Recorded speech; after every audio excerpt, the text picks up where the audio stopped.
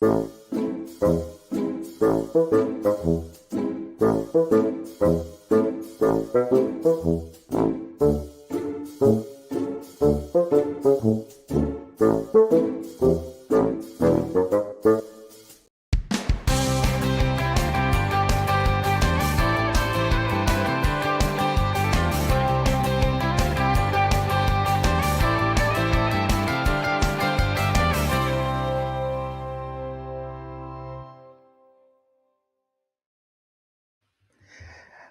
everyone, welcome to finally another collaboration is on the cards. I can't remember the last one I did too long ago, but this badly needed to be done. Sorry about that. April is basically social month central for me. I mean, I've got birthdays, including mine. I've got conventions.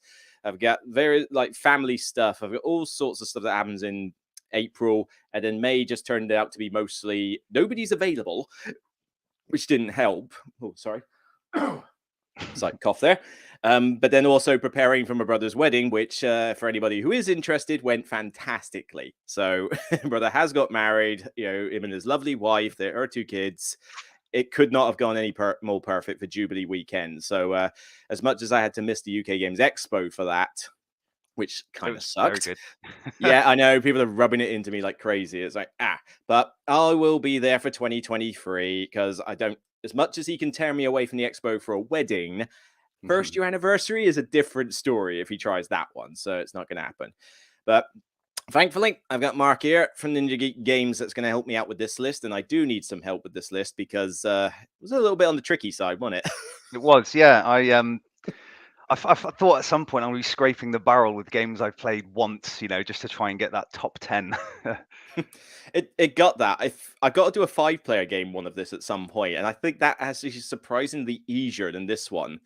Although some of that was down to we'll get onto that a little bit later. But first off, I've only said your name is Mark. All right, God, give us a bit more information. That's it.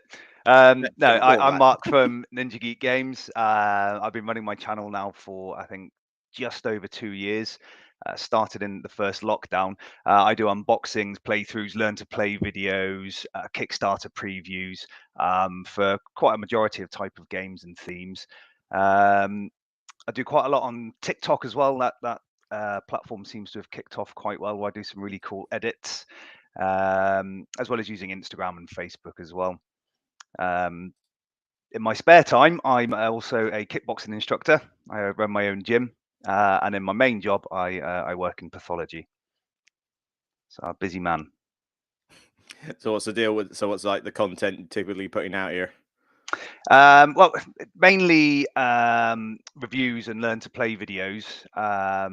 My learn to play my playthroughs obviously solo games, but I'll do a mixture of content from card games, board games, most mechanics and themes as well. That's a better script. Yeah, I had to enlarge the window there for a second. I've just started a new series this year called Tabletop Grudge Match. You can see that on the 3rd video, where I look at 2 closely related games, either by the same designer or a theme, and I put them together, go head to head, and see which one I prefer. So my latest one was Runebound versus Gloom of Kilforth. Yeah, we're not going to spoil which one won on that one, but no, you can watch that to find out. Interesting one though. That'd be something to do. I mean, you ought to get people on your channel to sort of do the grudge matches as well. So not just like it could be like 2 games and 2 people go head to head, one who likes it and one who doesn't, or something. Yeah, I'll get the 2 designers to do it. Well, that could get a little bit problematic over time. Hairy, yeah. Yeah, because you want to be careful about annoying those people. But that bar means hashtag support small creators. Just over 1,000 subscribers. We need to get that higher because honestly, look at this stuff. These thumbnails are much better quality than a lot of thumbnails I see. So, there's got to be room here to get some more views on here. There's a lot of games that, are a bit less heard of, certainly. I mean, I don't think many people have sort of tackled things like Cuphead or Steam Watchers, as far as I'm aware. I mean, I think you've got a lot of Kickstarter related ones here by the looks of it. Yeah, I do a lot of Kickstarter previews as well, where they're semi prototypes. But Steam Watchers, that's from Mythic Games. That's one of Sam Healy's. Yeah. I think Sam Healy's leaving them now, though. I think he's looking at pastures new now. So yes, that's right. Yeah. Although he was constantly going on about the was it Hell Saga, which is still in production. I know I backed that one, so I am kind of waiting for that. But yeah, by all means, get on the channel, start subscribing for hashtags about small creators. So with the list, top 10 6-player games. So any game that can cater for 6 players and we think works pretty well with 6 players. Not necessarily that it's best at 6, though. That has got to be a caveat. But also on top of that, I don't know about you, but I tried my best to avoid any social deduction / party games. One on my list might scrape that definition, but I'm willing to defend it. But I have at least tried to cut out a lot of others. So, I mean, I haven't got any. Hmm? Yeah, I was going to say I haven't got any party games on there, but there are a few hidden traitor games. I do have one that scrapes the definition, but the rest of them I thought, like, look, if I want to get 6 players, yes, I've got Detective Club, I've got Time's Up, I've got Dixit, I've got a lot of these games that are fantastic with 6 players, but then my entire list would 90% be just party games at that point. So it kind of defeats the whole purpose, really. So I figured I got to at least cut them out. And then I figured, well, social deduction probably should take a back seat. So there is a certain dice game that I did specifically exclude because I thought it's mainly just a social deduction game more than anything else. So I'm kind of like, eh. Although one of mine does have a hidden traitor in it, but I feel that the game is more than just the traitor. There's, like I say, we'll cross that bridge when we get to it. It's going to be one of those things, really. But first off, with the 6-player thing, if you have 6 players at your gaming group, I mean, do you have a gaming group? Yep. Local? Yeah. So you get 6 of you. What's the first thing you think of doing? Well, in what way? What do you mean? In my case, as soon as I've got 6 people sitting at a table, first thing I'm thinking is, can we split into 2 groups of 3? Oh no, I don't do that. We we play one game. Oh, Normally quite a heavy game as well. because I don't know. I mean, I've as much as these games are good with 6 and that, there's not many games I can think of that are like best at 6. And even then, it's going to be a longer game. Certain games work with it. I granted, like I said, I've got them on the list. But then I'm just thinking there's so many options I can get with 2 free-player games. I don't necessarily want a 4 and a 2 because I don't. It would be horrible at like a big club to say, right, we're all going to play a game. You two just go off in the corner and like with the glitter and glue. It'd be better than having a 5 and a solo play, wouldn't it? It depends on the game, honestly. If there's 6 of us and anyone suggests playing Power Grid, you know what? I'm happy to just pull out Coffee Roaster or a Nyrim and play a nice solo game while they play that piece of trash for 5 hours. I don't know.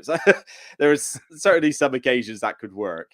But yeah, most of the time, I would rather split. If bear in mind, this is if I don't have a party game to hand. But then even then, I don't want to play party games all night. That's more, oh, it's the end of the night. I've just played my cool Arc Nova game or whatever, and we got like an hour left. Cool, Detective Club, it is dead. That's the time I'm happy to have 6 people around. But there's no real strategy games, or very few that would work at 6. So, and I know exhibitors like mentioned Spirit Island. Yeah, spoiler alert, not on my list. You could not. I love Spirit Island to death, obviously, but you could not pay me to play that with 5 or 6 players. It is not happening. The amount of time it takes with 3 or 4 is already pretty long. No, I mean, one of the ones that's not on my list would be plays solo to 8-player is Eldritch Horror. No. I made a mistake once of playing that 8-player, and I think after one round was about an hour, and I just said, I'm packing this up. I'm never playing more than 4 players ever again. So it certainly hasn't made this list. Even 4 is pretty insane. I mean, blimey, God, 4 can take that long, but I have seen people play that with 6. Like a friend of mine who loves like the Cthulhu stuff actually said, "Look, I'm going to teach 5 new players how to play Eldritch Horror, and we're going to have a blast." Or something. It's like, oh, you're going to have a blast, all right? Downtime for that later. Yeah, downtime for that is just far too great.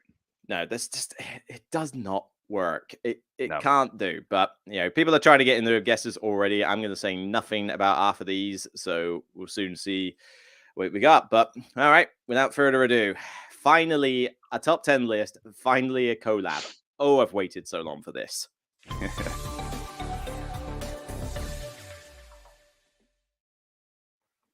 And if you haven't paid attention by now, guest goes first every time. Okay, so at number 10 for me is, I actually played it recently, had a blast with it. It's a very, very light game, and it is based on a cult classic film, which is Evil Dead 2. Have you ever seen the film?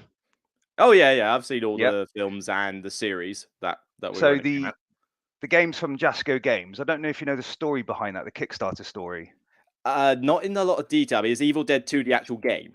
Yeah, Evil Dead 2 is the game. It was created by another company. I can't remember the name, but they took backers' monies and just disappeared.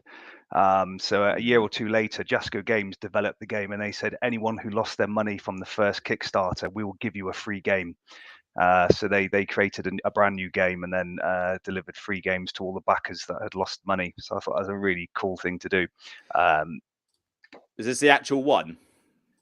That's the one from Jasco Games, yeah. So this is what eventually people got. Oh, it's a pretty picture. Yeah. what a cutie. It's so in this is a hidden traitor game. You take on the role of a character from a film in a possessed cabin, and you need to run around searching for items and surviving hordes of the undead and deadites. You need to work as a team ultimately to collect pages from a Necronomicon and throw a specific number of pages into a portal dependent on players.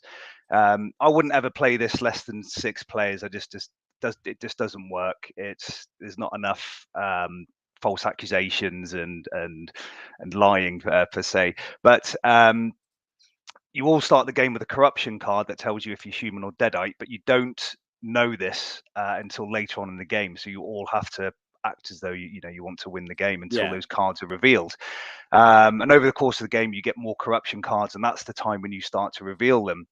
Where if you're a deadite, your goal changes. And there's actually, the game comes with separate miniatures for when you're a deadite. So is that the terrain you get? Because this terrain. No, I think that's been built. Made. Yeah, that's been built by someone. Yeah, there's not many pictures for it. No, I mean, I've on my Instagram page, I've got quite a few. So I painted all the miniatures because Jasco Games wanted me to do a video for it, for a learn to play video. So I've done that and painted all the miniatures, and they look pretty cool. In fact, I showed Mark Dainty from is it not Board Gaming, isn't it? Yeah, yeah, and he loved the miniatures. He thought they were great. For a hidden traitor game, it is very, very light, very simplistic. You get 2 actions, which are generally move and fight, or move and look at a token, which you can then stick onto your player board. But it's never going to win any awards for unique mechanics or gameplay. But more often, fans of the film will probably play this more often than people that aren't huge fans of the film. But it is very enjoyable, really good fun. You can get it done in probably an hour and a half or so. So it's not a very heavy game. But it is really good fun to play, especially at 6 players. So that was like one of your mini videos, which I don't think I can blow up any more than that. Oh yeah, that's my miniatures. Yeah, have a look at his Instagram channel and have a look, because it's thankfully it's not playing the music, which is a good thing. But yeah, those look like some pretty good painted miniatures. I can't make the picture any bigger, unfortunately. But yeah, with Jasco Games, don't they seem to, like, most of the time make their games look great, but then fail to actually get the gameplay right? Yeah, I mean, I've played Buffy the Vampire Slayer, and that was just it's like a just move to a location, reveal a card. There was no real depth to the game in that at all. But I think because I'm a massive fan of the film anyway, I think this was a must-have for me. So probably I'm slightly biased towards the game anyway because of that reason. Yeah, the publisher's name put me off it, but I like the films. I mean, I'm kind of done with gross out horror, I must admit, these days. A lot of stuff is just gross for gross sake. But those 80s Evil Dead ones, that was a time period when I think it was a bit more like interesting to do it, and they were funny. I mean, I still more comical, wasn't it? Yeah, I mean, I'm not a fan of the first Evil Dead film. I like the second one more because it's more humorous, and then the third one just goes crazy, which I love. And the TV series was a good laugh, actually. I mean, it got cancelled, sadly. It wasn't obviously grade A material, but it was just fun because it literally was just like, this is all sickness and it's all corny and stupid. But it's like, yeah, you know what? It knew what it was. It was self-aware. So you know what? I'll go for it. Yeah, lots of people in the chat already, including a man of mine. But yes, love your collaborations. Yes, more are coming. Okay, I do already have at least 1 or 2 others already in the pipeline. Is it? Oh yeah, I mean, now that people are starting to, well, now that the wedding thing's over, it's like, right, I need top 10 lists. That means I need either to do more solo ones or get more people. But moving on. All right, my number 10. My number 10 was the first game I ever reviewed. Ever reviewed this one. So it isn't on here just because of nostalgia's sake. And granted, I tend to prefer to play this slightly at less people, but play the family mode or just play it as a fun co-op and that. I find that Flashpoint Fire Rescue actually does a pretty fun job of with the 6-player count because it can go from like solo to 6 players. First one I ever wrote about this one, and it's such a great fun co-op game of firefighters. 6 players causes a lot of calamity when it comes to what's going on here, but the turns are pretty quick. You've just got 3 to 5 action points depending on your character. You spend them like every other game. It's just basically move, put out fires. Everybody's chatting. Everybody's laughing at the fact that this house is going to pot like every which way but loses, especially when some people keep rolling explosions. But it's very thematic. Everyone pits together, and even for, I mean, if you don't want the characters and some of the extra complications, just play the family mode. Works well if you've got like a couple of parents, friends, and their kids along or something, and you need more than 4 players. Yes, you might think, well, what's the downtime between turns? Because it's only one person at a time doing their action points. But you're seeing what's going on, and people are usually discussing, all right, well, I've got 5 action points here. I'm thinking of putting out that fire. You guys agree? It's not like I'm sitting there in silence doing my turn while everyone else waits. So everybody gets stuck into it. And I still have it. I've still got a box behind me, I think behind my back, where this one has just been a good laugh. I've got all the expansions, everything from a ship to a submarine to a skyscraper. It's yeah, I think this is one of the basic ones with the house. But yeah, it does a good job. You just do your action points, roll 2 dice, see where the fire goes, carry on, and try and get everyone out there before the house collapses. It's one of those early day co-ops I remember playing that I just thought thematically this is so sound. I've not played this. Yeah, I've not played this before. It's I think you can still get it because I think they still sell it these days, and you don't need to have all the expansions. I mean, you can get the base set alone, and that's fine. When you start getting expansions, there's all sorts of extra little things you can throw in, like ladders and multi-story buildings and stuff. It gets a little bit complicated after a while, but yeah, you can get the base set and just have fun with hazardous materials, smoke, fire, and do you rescue the little girl or do you rescue the cat? Which one do you decide to do? It's a good solid one. But yeah, nobody seems to be arguing on that. In fact, I've mostly got people agreeing, which is a good thing. Right? Fair enough. Easy going. 9s.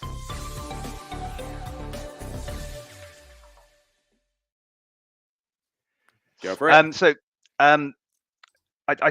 I was trying really hard not to put games on here that I'd only played once, but I thought the next game I'll talk about is I want to play again so badly that I'm sticking it on the list. And I played it for the first time last week at the UK Games Expo. And what, you played it once and already it's on your list? Well, I mean, it was hard to find. Yeah, it was hard That's to find how desperate you got. Yeah, to find that many 6-player games. But I'm really desperate to play this game. I thought it was brilliant. And what you were saying before about Jasco Games having some really pretty looking games, but having not very good mechanics and things. But I played Street Fighter miniature game, which can play up to 6 players. And that was absolutely phenomenal. I was really surprised by how much I liked that. The downside is you don't get to construct your own decks. They come pre-constructed, so you have to play to that character's strengths. But there are hundreds of miniatures to choose from. Each comes with a massive deck of cards. And we played 6-player free-for-all, but you can also play teams, or you can also play one against many.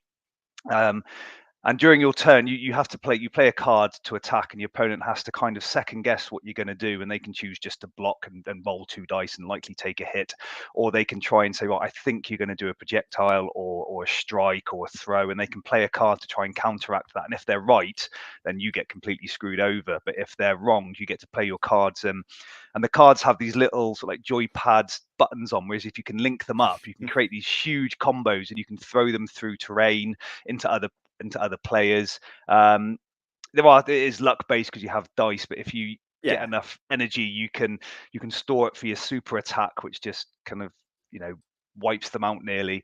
But it all came down to the reason I liked it was it came down to the final wire. It was really the next person to score a decent hit would win the game. So there's it was just really great to play. I was very, very surprised because I thought it would be one of those basic mechanics and things, but it was very fun. This is very divisive because I mean, Angry Joe, who I watch his YouTube channel a lot for like his tell it how it is thing with games. He's Yeah. the one who designed this, and so. Yes. But then I watch them play it, and I go, "This looks like fun, but it also feels like one you got to turn your brain off a little bit because there is a lot of luck involved, and it does have some problems." But it's also looks that good. So, It does. I mean, it does look amazing. But I said you get your hand of cards and deciding in which order to play them is really good fun. And the different characters. I mean, this gives me the vibe that Street Masters, the recent one I've got into, has given me because I really enjoyed that one, Yeah. and that's kind of like Streets of Rage, the board game. But this is one I would like to just try and see for myself. Go in, turn my brain off, and just go in with the nostalgia of a Street Fighter. Because, like I say, it's so hard when Jasco has such a bad track record. It's like, I mean, you only have to say the words Mega Man, and people know what we're talking about with Jasco games. But no, because their games are, some of their games are bland. But with this one really stood out for me, and I was really surprised at how good the mechanics were, the card play, how they linked together to form these combos. It was it was just really, really good fun to play. It was all 6 of us fighting off against each other. It just had loads of laughs as well. It was a white blast. I'll try it. If someone puts it in front of me, I'll definitely try it. But don't expect I'm me not to sure what spend the like price £200 tag is though. Yeah, don't expect me to spend £200 to get No. it on a gamble. That's not happening. No, and I Right. think they missed a trick there with the pre-constructed cards. I think if you could have maybe constructed and they could have released extra cards and things.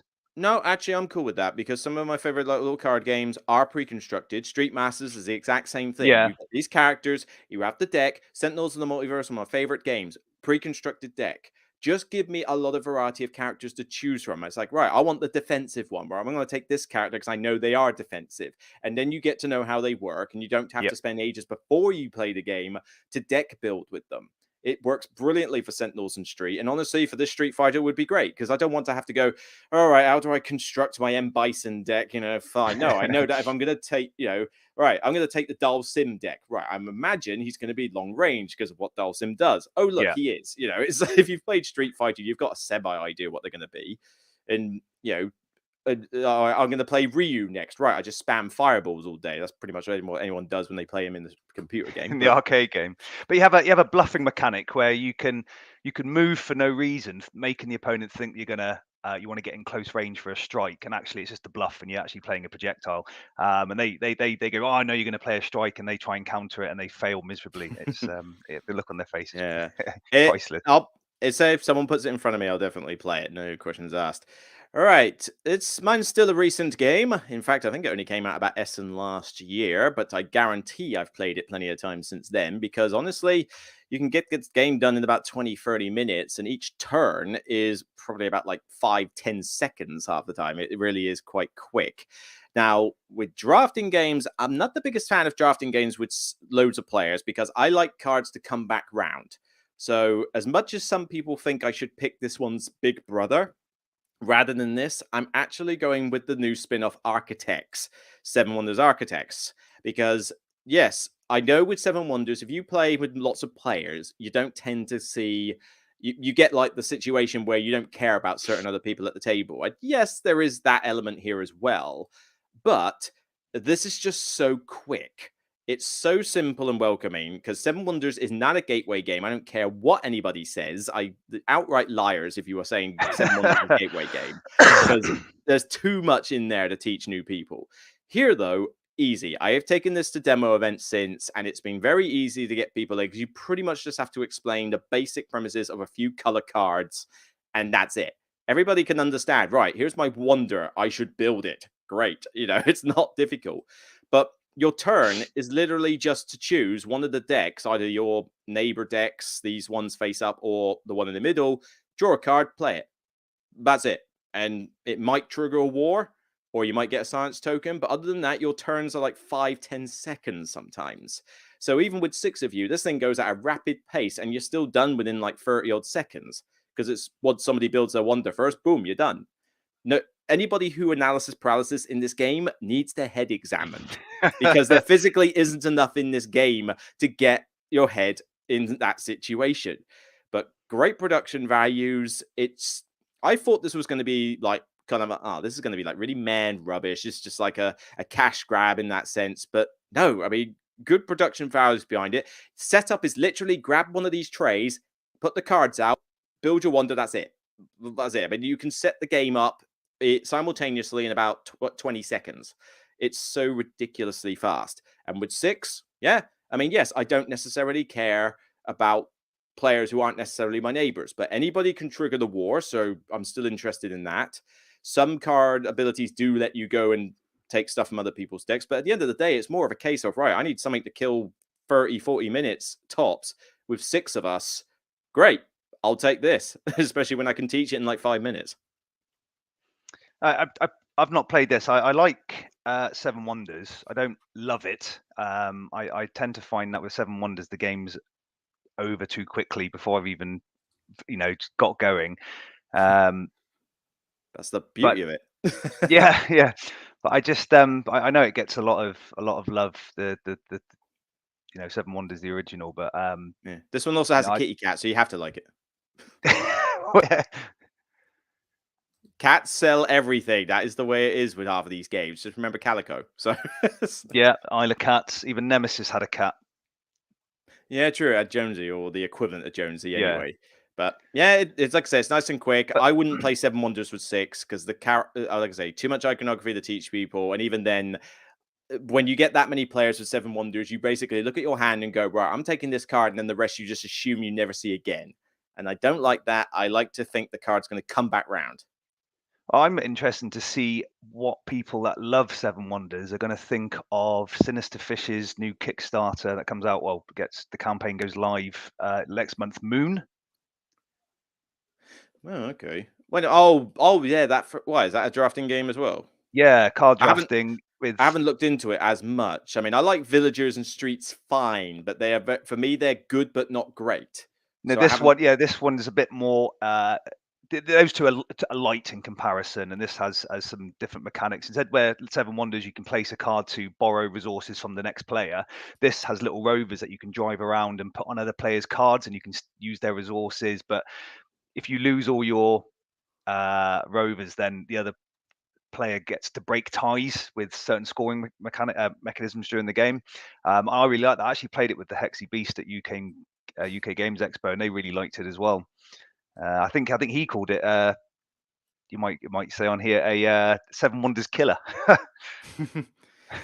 Moon. Oh, well, to be fair, that alone makes me want to play Moon, because anytime somebody calls anything a killer or something like that, it's like, hang on a minute, I need to look into this, because I say that as well sometimes, and I try to prove it one way or the other. I don't know whether it will work, but yeah, if people are going to say that Moon is the Seven Wonders killer, that is a big claim. It is a big claim, but it was very good, and I did like it. I did like Moon quite a lot more. I play Moon more often than I would Seven Wonders, I think. Have to cross that bridge, because I doubt they'll send me a copy. I'll have to get it in on retail. But yeah, cool. I'll check it out later. Right, 8's now.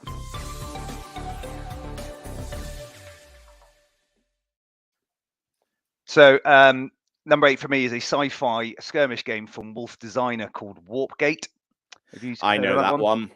Yeah. I forgot that one. Well, this comes in. It comes in 2 boxes. It comes in a 4-player game and a 6-player game. You can actually buy 2 different versions of it, but if you've got the 4-player game, you can't. Are you talking about a new version? I don't remember the old version having 2 boxes.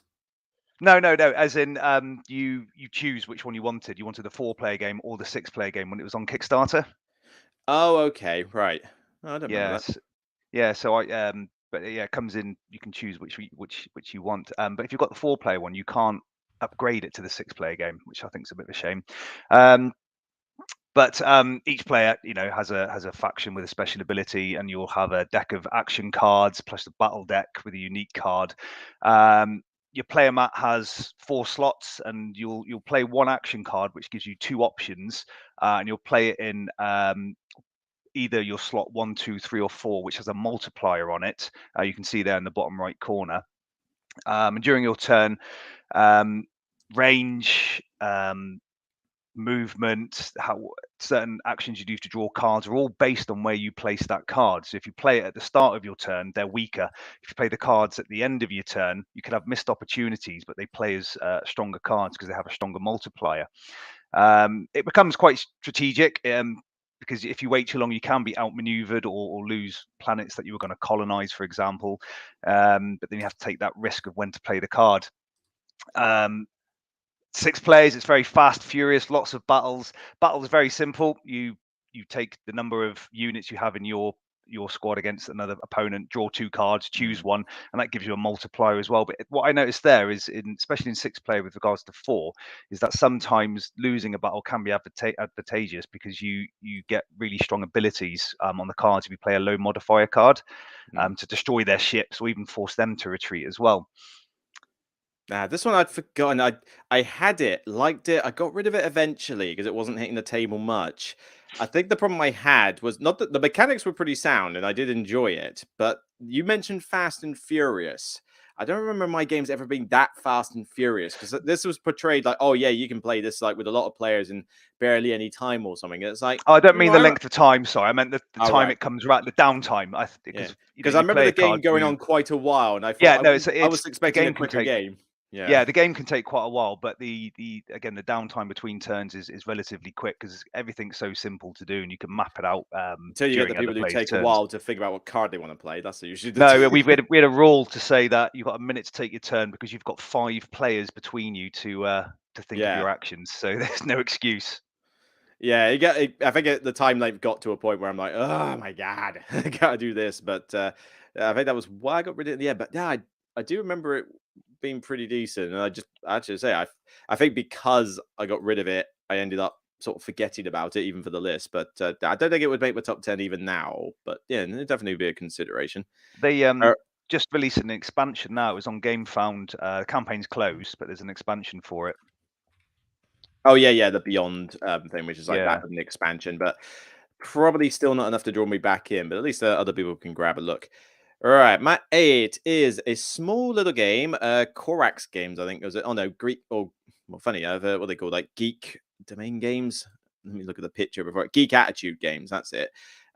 Small, and now I don't think this stretches my definition because this isn't social deduction. This is kind of hidden movement because it's who the players are in terms of who are the astronauts and who the alien player is, which is not alone.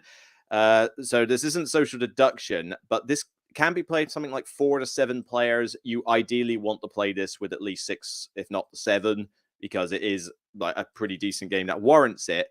But this is as I try to find a decent bit of the back. There we go. That'll do. It's basically a game where the alien player is trying to get this marker to move all the way to like the middle bit here. And the astronauts are trying to get their marker to get to the center first. So it's basically a race. But the alien is trying to devour all the astronauts. The astronauts are basically trying to move the marker as quick as possible while avoiding getting devoured by the alien. And I say devoured, it's more like shrouds you in madness or whatever that is. It's not like gobbles you up or anything. It's more like a despair and hope type thing, like in your dreams and nightmares. But what you have is that you got these location cards, and why is it got to be different? There we go, different language. And they're down. They've got special abilities for if you go to the location, but everybody has got these cards in their hand as where they can go. And so simultaneously, all the astronauts have got to play one face down. And then the alien is trying to figure out where they might be going. Like, where do I reckon most people have gone? Maybe the jungle? Cool. I'm going to secretly decide to go to the jungle myself. And they use, well, not secretly, they put these tokens on to represent, like, this alien wants to go to the wreck here, for example. And they get revealed. Anybody who doesn't get eaten or devoured gets to trigger the ability of the locations. Anybody who does ends up moving the alien counter closer to victory, as well as, losing stuff. But when you play a location card, it doesn't go back into your hand. You have to go to certain locations to draw them back up. So your options dwindle the longer you leave it. And the less options you have, the easier it is for the alien to figure out where you're going because all your cards are face up.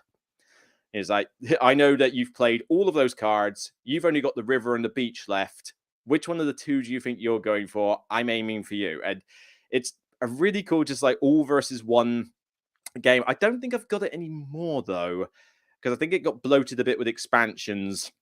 But I'm not sure why I don't have it. Maybe I lost it, actually, because I don't remember ever selling it voluntarily. I might have just lost it. But now it is a solid one there. With that, someone mentioned like, oh, they thought the description was "Escape from Aliens and Outer Space." I did consider that. However, I thought that might have crossed the line to party game, maybe, because when you play Not Alone, you're kind of playing it semi-seriously, whereas Escape from the Aliens Outer Space, you're kind of just playing it like hammy, corny and stuff like that. It could be a tense game, but you're kind of having a laugh with it. But I debated that one. It was hard to tell. But I'm guessing not one that you've heard of either. No, but the artwork on it looks awesome. The card artwork is pretty good, and production quality is pretty standard anyway. I mean, the artwork looks amazing. Something from like a sci-fi PC game. You've got the little components. Everybody's got cards. You've got artifacts that you can play in that. So it's a relatively small box here. I think it only comes in a box that big. I mean, not with an insert. It's quite a small footprint as well, isn't it? It's a small footprint, yeah, apart from just the various things. The Dice Tower seal of approval, so they like it. It's a solid one. It's not the shortest game in the world. Maybe that's why I don't have it in the world at the moment, because it can't. Well, I mean, it's not stupidly long, but you are probably looking at. I mean, you're kind of looking at anything between like 30 minutes to an hour, depending on how good the astronauts are or not, because they could basically balls everything up and suddenly they lose instantly, but it could drag out to a little bit longer. So you're not in this as a quick filler. Yeah. Not to mention, I think it needed the high player counts in order to play. And I suppose I wouldn't get it now because I'm like, well, if I am going to do something like 6 or 7, I'd probably have grabbed one of my party games out if that's the case. But nah, if you like all versus one and you like doing the hidden bluffing thing, this is definitely one to have a look at. Which, not one I've played. But well, hopefully, I don't know, will you have played my number 7? Yeah, I hope you must have. Although, this could be the time where I get a bit of flack.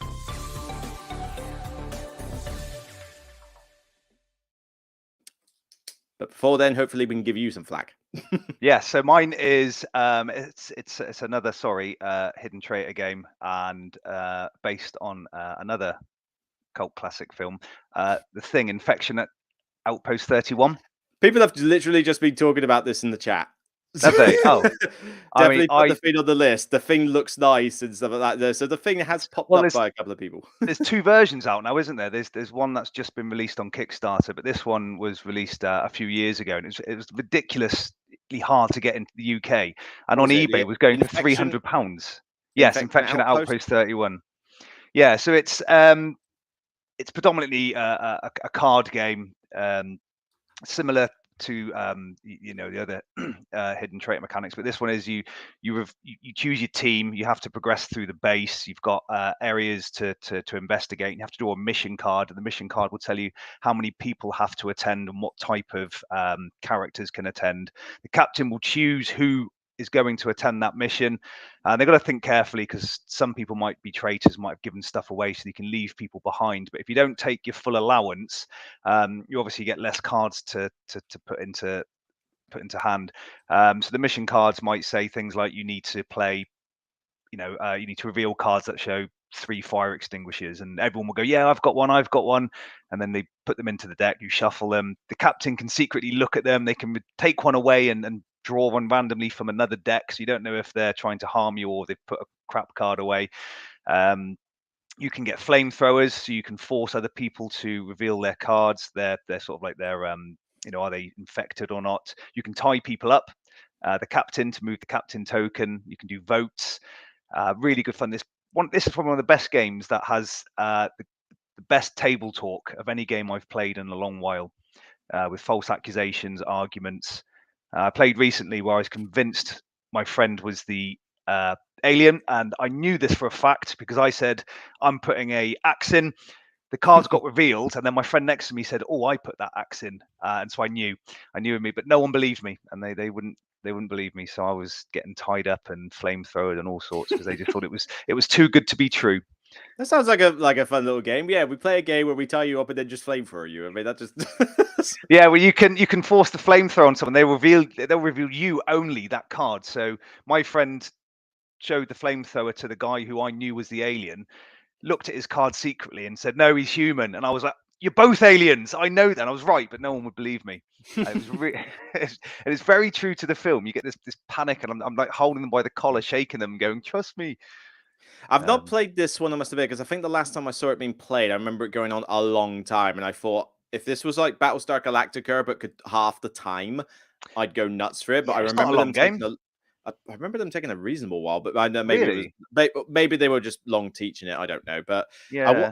I'd try it. To be fair, I've only really watched the thing once, I think, when I was younger. I think I just sort of caught it on TV and just thought I'd try it, and I regret it ever since. Not because the film is bad, but because I was really not at a stage in my life where I should have been watching that movie. There are still certain elements of it where I'm like, that still freaks me out.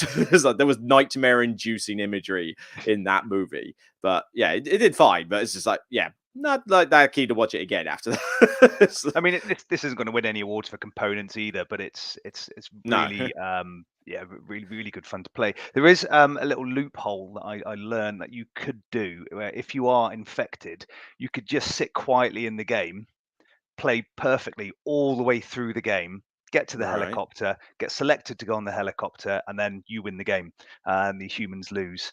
Oh, right, yeah. Yeah, so you just play all your best cards. You support the wins every single time, and you get to the helicopter, and then go, "Look, I've played a perfect game. I've been great." And they go, "Yeah, you're coming with us, and you're the alien." You know, that's a you That's not could really do that. that's not a loophole. I mean, at the end of the day, the alien's out to survive, so Yeah, but why yeah, not? you're not ruining anything. Yeah, so it's but yeah, we've never had anyone do that, but you I'd could do just that sit for back and. I'd do that for the reveal. All right, cool. All right.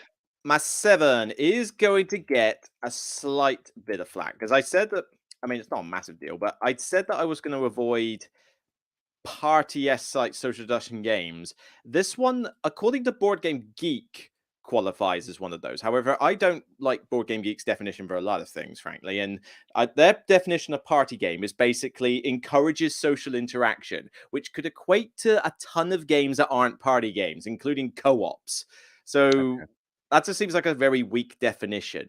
These two that I'm kind of putting side by side, because honestly, you can just pick which one you prefer, do skirt that line. I still don't think Mysterium Park or Obscurio are technically party games because I've got a different. I mean, Obscurio is probably the main one out of this because Obscurio is the hidden traitor one, and you are playing it a little bit more seriously, I guess, than Mysterium. But one criteria I have for a party game is that you don't really care if you win or it's like winning is a secondary thing. You know, if you play Time's Up or Detective Club and that, usually like falling out of your chair laughing by the time you care whether you're losing or not. That's the element of a good party game. Here, though, you are actively trying to survive. You know, you're not, if you are the traitor, you are trying to win. It's no different from Shadows of a Camelot in a sense. This is basically just the Dixit version of that. Is Shadows of a Camelot a party game? I don't think so. You No. know, I think Hidden Traitor is a bit different from like a massive social deduction game. Now Mysterium Park is the co-op version effectively of this. So you can kind of pick your odds. Mysterium Park's like the co-op, fully co-op one.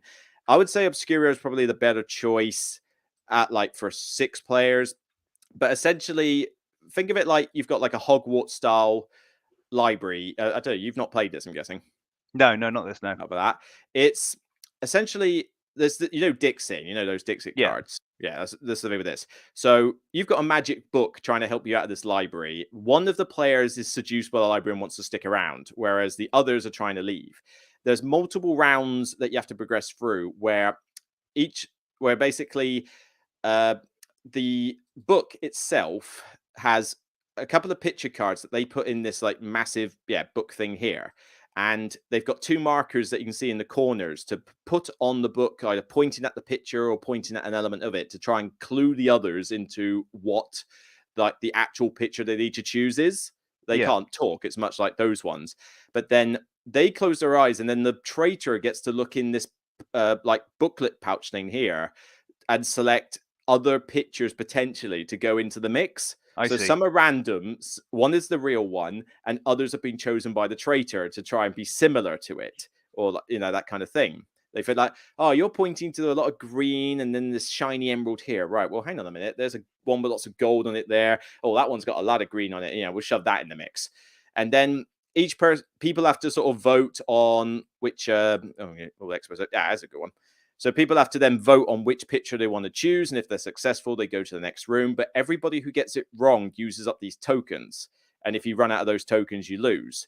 So the traitor's got to stay hidden long enough, because when the tokens get to a certain point, there's an automatic voting phase where you have to figure out who the traitor is before, and if you get it wrong, more tokens go. But you basically have to figure out who the traitor is at that point, otherwise you just outright lose. And then after that, the traitor just messes you up with pictures. But it's this kind of thing, like, you were very quick to point us towards that picture, or like, you've been choosing Rod. He's been choosing Rod. I mean, he's never got one right. Yeah, but I got it wrong. I can't help it. It's like, but you were very quick to gear us this direction. Oh, I don't know.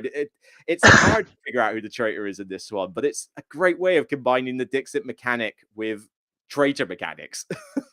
No, I can see why you were on the fence with whether it's a party game, but I, from your description, I wouldn't class this as a full-on party game. So I think you're safe.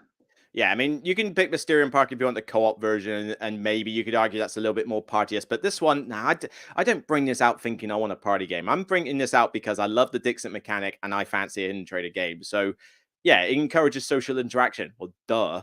So there's a bunch of other stuff. That just seems like a really weak definition.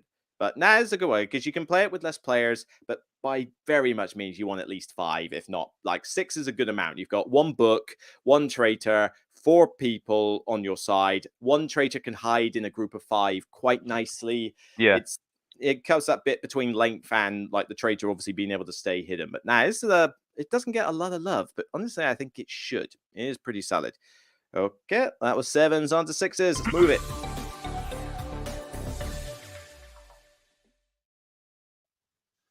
So 6 for me is a game from Medusa Games called 9 Worlds, which really, I love that game. I think it's great. It's only got I think about 6 or 6.5 on Board Game Geek, but I think at 6 players it's brilliant. That's generous. Max players.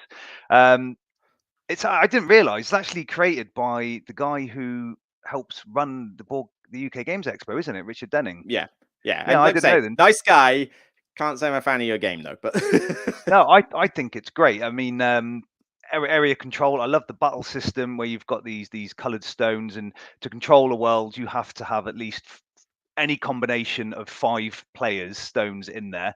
And then if you've got more than 5 in there, you start taking stones out based on player order, where the majority of the stones in that world will get to use the power. And what I really like about this is that if one player's winning and they're ahead of you in the player turn, you can just slip 1 stone in, cause them to remove their stone first, which means that it's a draw and nobody gets to use the power, which I think is a really cool thing to do. It just really frustrates people. But why don't you like this then? It looks gorgeous, I give it that. And the concept of what you've just explained there is actually like half decent in that. This suffers greatly from one major problem, though. This is one of those games, if it's been a while, but isn't this one of those ones where you've got action points? Yes. Yes, and it's 1 person at a time, isn't it? Yeah, I think you get the action points are based on number of players, and if you control your home world, you get like 7 or 8 a turn. Yeah, it's ridiculously long. The game should be something that I could wrap up quite nice and quick, and I think if it did, it would be a fantastic one. But the downtime especially with because you can't really play this with too few players, because I just don't think there's enough. No, I wouldn't play. I wouldn't. No, because it's too open. No, you've got to play it with that count of 5 or 6. But then that means you've got 5 to 6 people with 6 to 8 odd action points trying to decide what they're doing on the turn. And these aren't easy choices. I'll give the game that. It does make you think. And the downtime just got ridiculous. I just could not handle it. Did you play 9 rounds then? Or because I only ever play 6 rounds. I never go to 9 rounds.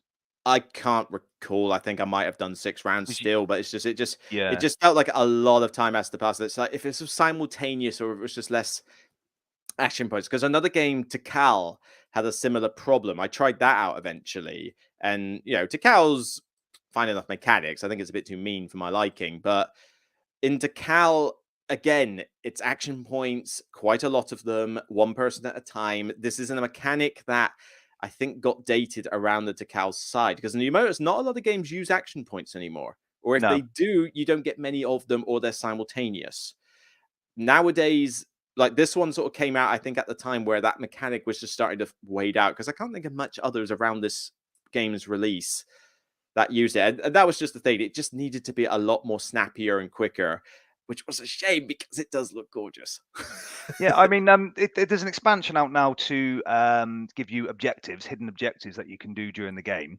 And if you're able to do those objectives, you get a special ability and victory points. The thing that I don't mind the action point thing. I like that because it makes you want to ensure you're controlling your worlds and things like that to get your maximum number. The only thing that really frustrates me about this is there are so many ways to score points in the scoring phase. You get you get a point for every stone, a point for every world, a point for every. Sometimes you actually lose track of how you're going to score points in the end, and you forget about that part of the game, and you just look at controlling worlds. It got to that thing as well, because you could get some people who are trying to, like, be really nitpicky over their points, and it's like, but everything's kind of getting you a little bit of points, but then it also causes people to freeze because they think, well, hang on, if I do that, I'm losing points here and I'm gaining this. It's like, no, this needs to be snappier. But man, I look at that picture and I wish it was better for me, because it just looks so good. I'd love to get that out on the table more often. No, and beads. there are a lot of actions that you can take as well. I think there's like 10 that you can do. Yeah. That's it creates a choice. I can imagine with the right group, this could be sound.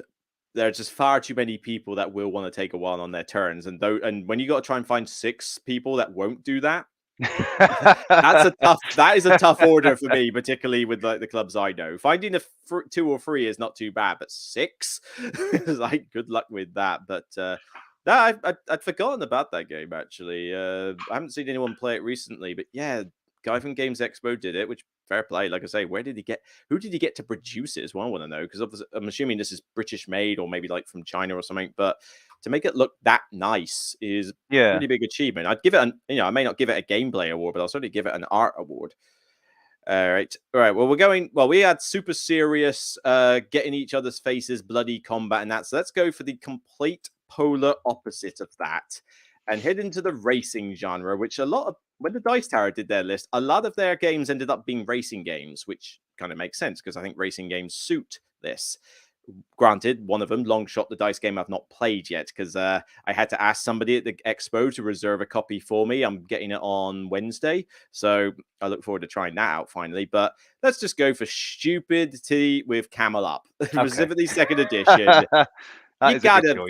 You've got to play something like Camel Up for 6 people. The other thing with this, particularly with the second edition print, is that when you can do this up to 8 players. Don't play this on more than 6. There's no point playing Camel Up with too few people, but 7 or 8 brings in this really weird partnership rule, which kind of it just sort of complicates things. It's another fiddly rule you got to teach, and it's just like, oh, you couldn't do this, well, use this little token and now you can. It's like, I don't know, I don't particularly like it. 6 players, you don't have to do that, and you can just play the game as normal, which, as I say, is crazy zany fun of betting on camels as they wander around this track, some going forward, some going backwards, jumping on each other, carting each other around. One is the crown champion, one becomes glue. It's just a solid, like, fun, turn your brain off game with production qualities off the charts. And Eggert Spiel, I must admit, their games generally look good, but they do tend to mess up sometimes with their components on occasion. This one was a pop-up tree and a like plastic pyramid and these dice and wooden camels and that. This one was probably one of their better produced games, I think, like out of recent years. Yeah, this is a really good fun game. My kid loves this. Yeah, so I would happily just, like, 6 people. Look, we just want to turn our brain off and have a good laugh race. Fine, let's bet on this. Teach this to anybody. Plastic pyramid, that cardboard one was such a pain. It does look nice though, doesn't it? It looks better, but it's just it functions properly when it's plastic one, because the other one was horrible. But yeah, camels go around. Sometimes you can have a time when a camel sort of gets far ahead, but I mean, it's a zany game. That's what happens. But there have been times where it's like, okay, which one's going to go across the track? Or black camel comes by and carries the yellow one backwards. Or something. It's like, oh, it's like people are standing up and cheering at this one. And it worked solidly. Just crazy, crazy zany fun. And at the end of the day, with a racing game, that's kind of what I want. More zaniness and not quite so serious, And there are some more serious racing games, and they're fun. I mean, Actually, yeah. Case in point, automobiles Yep. behind me. Which does that do 6? No, it does 5. And to be honest, it's too long at 5. So yeah, I'm glad it doesn't do 6. But yeah, that's more of a serious racer, and this one blatantly isn't. Alrighty, so that was 6s.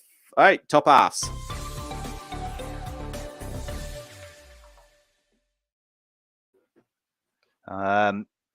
So this is number 5, isn't it?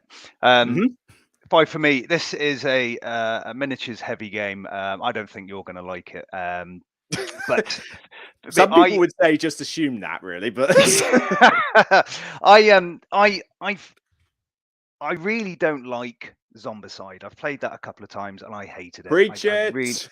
I really hated it. Overrated. But I liked this game. It's very similar to with the fact it's a run and gun, lots of dice rolling. But Aliens, Another Glorious Day in the Core from Gale Force 9. Oh, that one. I was going to say, yeah, which Aliens? Yeah, Another Glorious Day in the Core with from Gale Force 9. I prefer it at 6 players because if you play any less, the captain or the one with the highest rank gets to take control of grunts. But I prefer everybody having their own units. You get to load out before you start a mission. You can do a campaign or you can do a bug hunt. If you get the expansions, you can do these huge bug hunts. Although they made a massive error in the expansion maps where they had really, they had to redo it online because it was just they had the same boards out, really simple things, which was a bit of a pain. This was the thing. I love Alien and Aliens. Aliens is one of my favorite action films. Alien is what I think to be one of the best horror film of all time. I think, bar none. Yeah, I absolutely agree with that. You get 1 or 2 gross scenes, like gore-wise, but it doesn't overstay its welcome with the gore. It's just atmosphere and tension. It's so good. I would love to love this game. I haven't tried it. I would like to try it. But Gale Force 9 have a bit of a reputation with stretching games out. Firefly, case in point. Yes. And all I've heard from people who have played this is comments like you've been saying, where errors have been found in either rule books or boards. And I'm just like, is this another one of those things like the Batman game where it's like, this should be awesome with a great... I would love to do bug hunts with aliens, but if it's going to be a chore, that puts me off. Yeah, the mistake for the bug hunt in the expansion was huge, and it was I was just how they come across didn't see that editing. I have no idea. But what I like with this as well is that you can split into teams and go off into separate locations to complete your objectives. They have a really cool sort of firing mechanic where you have an aim dial, which is like the pulse rifles from the film. Every time I think it starts, it's different for every person, but say for instance, it starts at 7. If you want to kill an alien, you've got to roll 7 or lower. But every time you roll the die, you turn your dial down. Then you've got to roll again, and then it will go from 6 to 5. So it becomes harder and harder to get hits, which then you have to think, shall I risk doing a shot now? I'm at a 40% chance.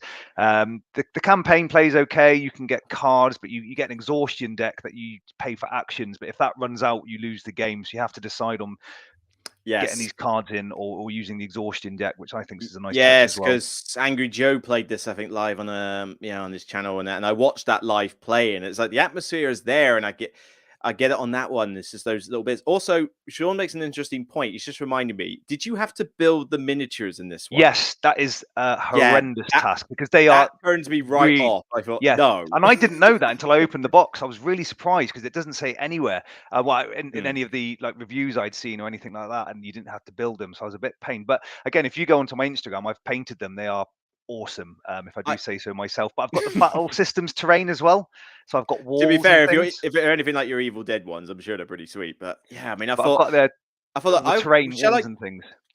It's like, shall I try this game? I don't know, say. And as soon as I found out you had to make the miniatures, This is not Games Workshop. Your miniatures are not Games Workshop grade. They are not like Cool Mini or Not grade. They are tiny little plastic men, effectively. Nice and simple like this. I mean, they look the part, but this isn't something that I would expect to be building myself. This should be a single sculpt, and it's a board game. It should not be build your own miniatures for a board game. I should be able to just get out of the box, punch it out, and get it to the table. But it does have it has wisps of Space Hulk as well. You've got these blips running around, and they don't get revealed until line of sight. And you're not sure how many aliens are in there. Cool. I want that set up. Yeah, lots of aliens. It, like I say, thematic wise is good. And this is the thing, actually. As much as I sort of rag a little bit at Game Force 9, they do hit their IPs on the mark. Yeah. It's a bit like Jasco in a sense, but in Jasco, it's more about how they look. Gale Force 9 is more about the theme. They represent the Firefly theme perfectly. They represent this Aliens theme perfectly, by the looks Do of they it. do It's like, Dune Imperium as well?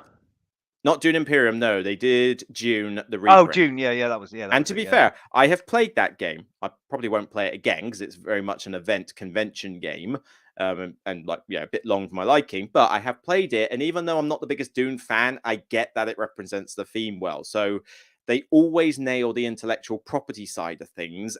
I just wish that they didn't make those sort of errors like you've been making and make us build miniatures or get the gameplay elements wrong. Because again, this should be screaming out to me. It's like, Luke, this is an Aliens game that the theme's good. You should be loving this.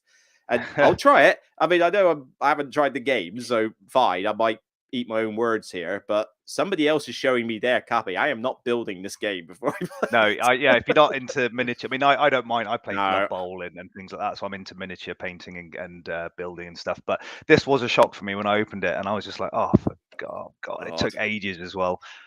I'd going out of that. I mean, I tried it in college with like Warhammer Fantasy and that, and even then, I prefer to get other people to paint it, or I bought painted armies and sort of tweak them, or I just played the skirmish games more often because those ones at least. Those ones at least that you only had to paint a few miniatures, so I could just buy a painted squad like Mordenheim and that, and not Valheim, Mordenheim and Necromunda. Yeah, you just had a squad of 8 people. All right, I'll buy a painted squad. Great, they're already painted. I'll make my own army. I wanted the gameplay aspect, not the hobby aspect. Like I say, it's great. Works for Henry Cavill. Fair play to him. yeah, but yeah. But yeah, just not for me. Right. Oh, blimey, that was just your 5. Right. So my 5. If people are going to have a heart attack thinking that I like this game, because I've never really talked about it before. I've only played it. I've played it 3 times now. A friend of mine has the game. My mates have had it for ages at conventions, and I've never had a chance to sit into it because they've told me that this is a sci-fi game where you do lots of negotiation and trading. And as soon as I ask about the theme, they laugh because pretty much you're trading cubes for cubes. It's like the theme just goes out the window. But I have played it, and it is actually a pretty solid negotiation game called Sidereal. I don't know how you pronounce it, but Sidereal Confluence. This is the second version of it. And stupid title, because the title on the screen of it's covered up by the banner is Sidereal Confluence, a game of trading and negotiation in the Elysian Quadrant. I mean, why stop there when you're naming your game? If you're going to go that stupidly long, then just carry on and go for it. But it is full on trading negotiation. Everybody is out to, I think it's like, getting the most money or victory points by the end. I forget the exact goal, but everybody controls an alien race with very asymmetric styles of play.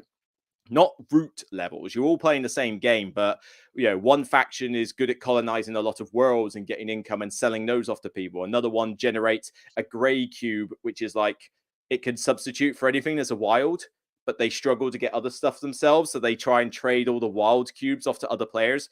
But the reason you're trading all this stuff is there's objective like technologies that you unlock, but you have all these machines, these like little cards that you have out in front. Yeah, so this is a 2nd edition version. So here's like a colony planet where you can generate resources from.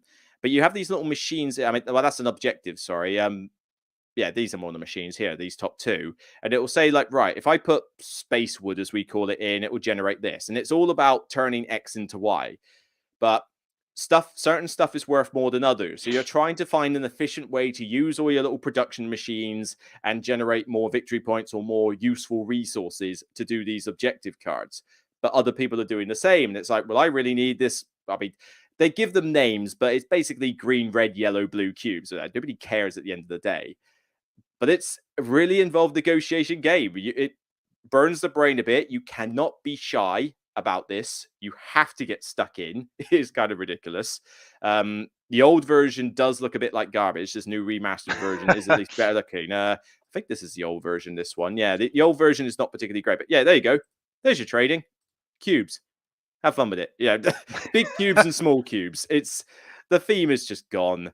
But is not the most complicated rule set, apart from just it's hard to figure out how to necessarily do well, but there's only so many rules to learn, plus whatever you're doing for your alien faction, which does, like I say, play very differently. I think the last game I played, I can't pronounce their name. They're ridiculous sci-fi names, but they were able to split their bids. You normally bid for the colony planets, and I'm allowed to split mine so I can go after 2 at once.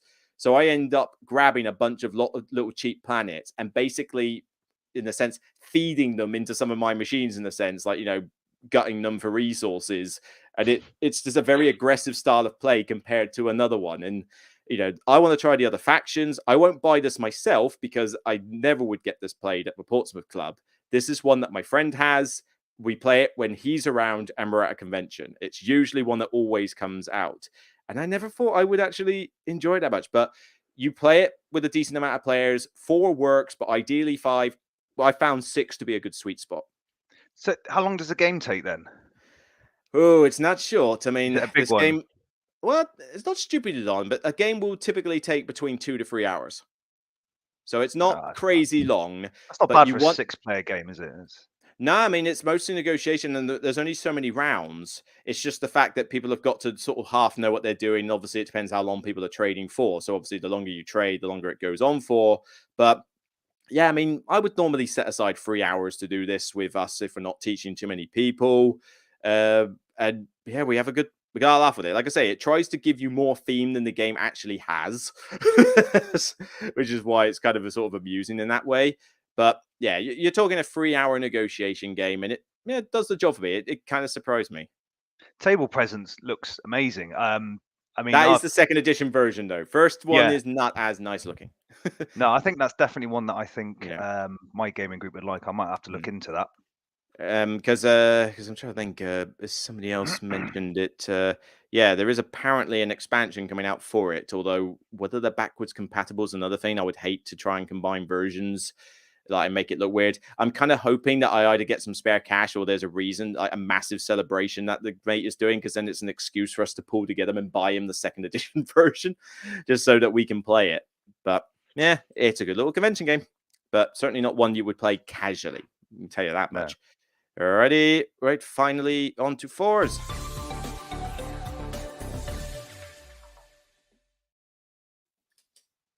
So at number 4, you're talking about not playing casually. This is probably the heaviest game that on this list, or that I own. Well, you've got a theme with yours. I mean, Evil Dead, Street Fighter. Well, they changed. Most of these are Kickstarters, but you're certainly going for these big, like, sort of in-your-face games. Well, this one is this is a civilization game now. It's called Era of Tribes. No, never heard of it. It's I can't remember who does it. It's BBG, but I can't remember what it stands for. But it is a huge, complex, quite a heavy game. You're looking at maybe 3 to 5 hours to play. You've got this amazing board of the world. Initially, it's 4 players. But one of these days, one of your games on your list is going to rank above 2,000. All these Kickstarters always struggle to get up the rankings. But this I've never seen this. If you're not, it has a massive board, really, the whole world. But the game initially is 4 players. Holy Christ! But when you play the game, you only use half the map. But then if you buy the extra pieces, you can then incorporate 6 players and use the whole of the map. So, please tell me this isn't like Mega Civilization. Well, there is. It's you select one of 10 tribes, and you got the Romans, the Brits, Norse, Greeks, and you have a player board as well. And so there's some worker placement mechanics where you place your workers on your player board, take out an action. Some are simple, like tax your people, or gain some money, or go up a track. You saw that big sort of like hexagon shaped disc on the left hand side here. Oh, on the right hand side there. Those are the basic ones, and you got certain tracks, and then you have to top of the board. There's like a revolution track where if you meet the requirements of the revolution, you can go into the next era, but you can leap ahead of people. The main most complex part is the expansion, where you can look to move your players across the board, or your pieces. You can get boats and ships and fleets, but you can either attack people, or you can pay them to force them to become allies, or you can become allies willingly, where you can start trading goods with people. That's the battle board there you're looking at. It's got a really nice battle mechanic, where you can actually, if you're allied with someone, you can pay them for them to throw in soldiers to help you, and then you share the spoils of war with your ally as well. Sounds very involved. It is. It's a very heavy game. You've got to think 2 or 3 steps ahead. I wouldn't start at 7, 8 o'clock because it's going to run into midnight. You're getting tired. You would want an afternoon for this, so you're awake. I mean, it sounds better than Mega the Civilization by far. Anyway, it is very, very good, really good, very rewarding play. You can see that's the 4-player game, because what they've done, they've got these little, you see the sort of like halfway through the board, they've got these little bricks that just cordons off the board, which the main game comes with. But then I thought, why only use half the board? But you can add. Well, so you can add more. I mean, it's better than what I see people do with Power Grid, where they put tissue paper to cover parts of that map down because they couldn't make it modular. So. But this hexagon shaped box thing on the left hand side, that's like a tech tree, where you can move up to get better tech, and you can have your ships move further. But it's got a really cool mechanic where you can't have someone run away with it. So if you wanted to move up, you've got to pay. But if there's nobody else on either side of you in those areas, or with your tokens, it actually costs twice as much. So you have to kind of almost look at doing it quite sensibly, rather than just running the mill on one of those tracks. It does look involved. I mean, it certainly is very involved. Mega Civilization drives me nuts. Like, that is like a 1 out of 10 for me. But then that's not so. I mean, it's more the fact that you just don't care about other players because they're all across that massive map. But the fact that Mega Civilization boils down to just a giant game of pit is what essentially the trading thing is. That just completely soured me. This one at least sounds like it's actually trying to be a proper Civilization game. Yeah, and it's got some sort of like remnants of say Scythe, where you see the on the bottom, you see those different color tokens at the bottom of the picture. Those are cities and workers, and you can actually build them, and if you build them, it reveals tokens underneath where you get more. You're able to tax more, and you get more rewards as you kind of seems more like, say, well, I suppose it's a cross between Scythe and Terra Mystica Gaia project, I guess. Oh yeah, exactly. Yeah, exactly. But yeah, this is a very heavy. You're looking 3 to 5 hours easily. You've got a couple of people. I don't know if Christoph is, or is he? Oh, you might be referring to Mara Nostrum actually. But I was going to say, how many people have played this? There's one. One in the chat has. Simple. Yeah, one in the chat has played this, so it's not just. What is this thing on the left? That's the tech tree. That's the tech tree. So there's 6 different techs, and you've got stacks of tokens in each corner, and you move up them, and they cost varying amounts depending on where your tokens to the left and right of you are. So that is a mad. There's a lot of moving parts. I've actually, when I played it with my friends for the first time, I actually wrote out a condensed copy of the rules because the rule book isn't very good, but there's a really, really good learn to play video from Knights Around a Table, which is a really good rules review video on YouTube. Plus, it's really funny as well. Really, really how much half of this stuff costs you, or something? Because most of your games are like giant Kickstarter ones, and this one could not have been cheap. No, it's a big one. I never heard of that one. There's definitely 2 very different lists, which is good. We got a nice selection of 20 games, I think, because I think the chances was crossing over next to nil at this rate. Alrighty, number 4. Oh yeah, this one is, I don't know. Strangely enough, this is actually the one that seems like it would be most likely to appear on your list, only because it's a bit more obscure than the rest. It's not a Kickstarter game though. This was from Fantasy Flight, and I'm probably one of the few people that champions this game. It's another negotiation game. Plays from 4 to 6. You ideally play this with 6 because it uses every faction in the game. Based on the Netrunner universe, it's a cool. You're talking 3 hours. This is not a short game, but it's a game called New Angeles.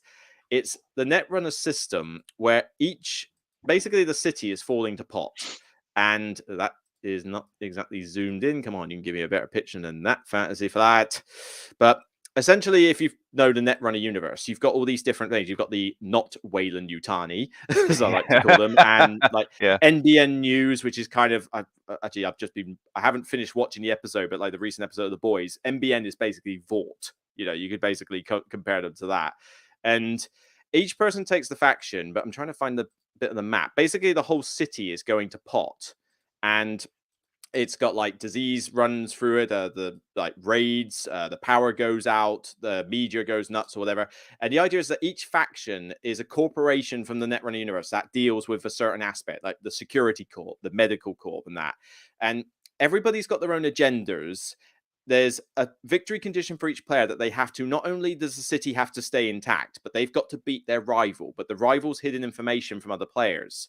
So you secretly want to beat one other player, but they don't know it's you. There's also I think it's a Federalist, or I think they're called. And they're basically the hidden traitor where they want the city to go to pot. And that's how they win. But they obviously have to be secretive about that.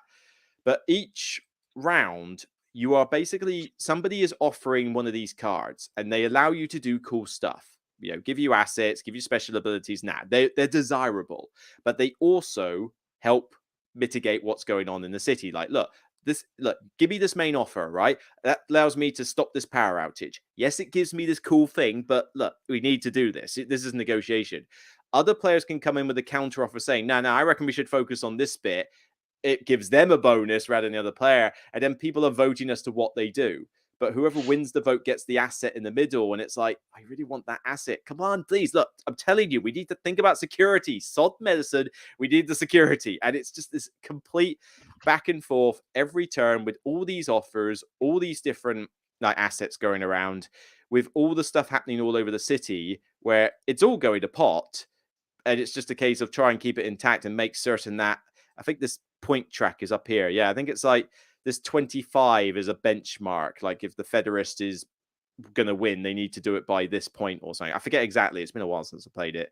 But yeah, it brings out that Netrunner theme. It looks great on the board. That photo doesn't do it justice, but it's just a solid game. And again, I love negotiation games, but particularly when it's not just negotiating, oh, it's Romans v Incas or whatever, you know, like ancient or medieval history. Now, give me some sci-fi setting. And Netrunner is such a cool setting.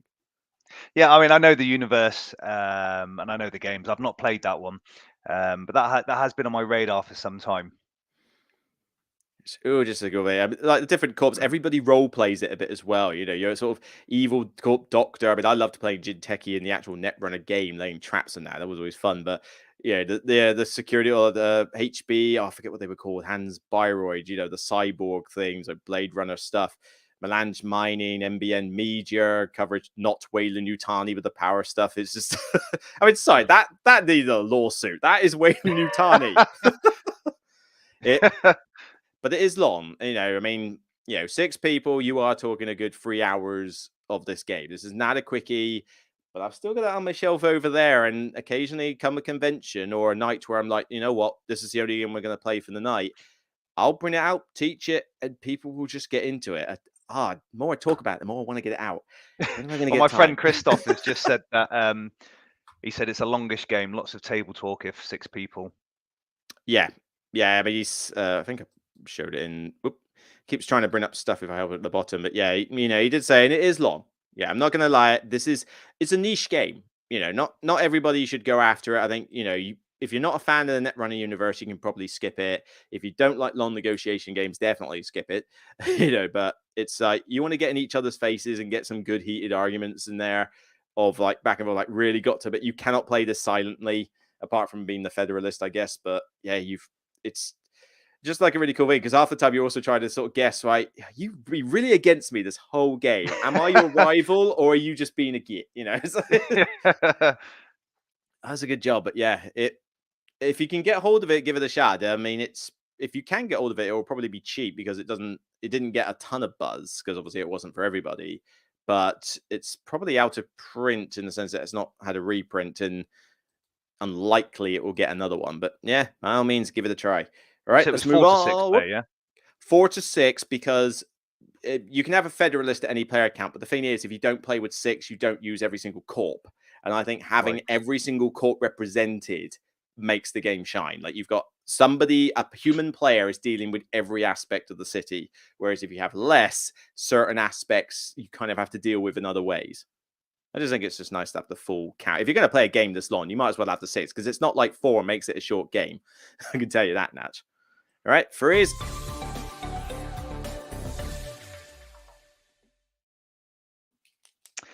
This is another a third hidden traitor game for me. No, I never You got love to your play. hidden traitors.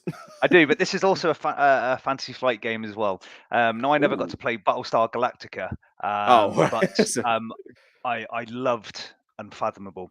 I thought it was a oh, not fantastic Battlestar, game. right? Oh, I No, see. not. I haven't played Battlestar. No, but Unfathomable I thought was a fantastic game. I love the Arkham files. I'm a massive Arkham fan. Anyway, I've got a huge tattoo of Cthulhu on my arm as well.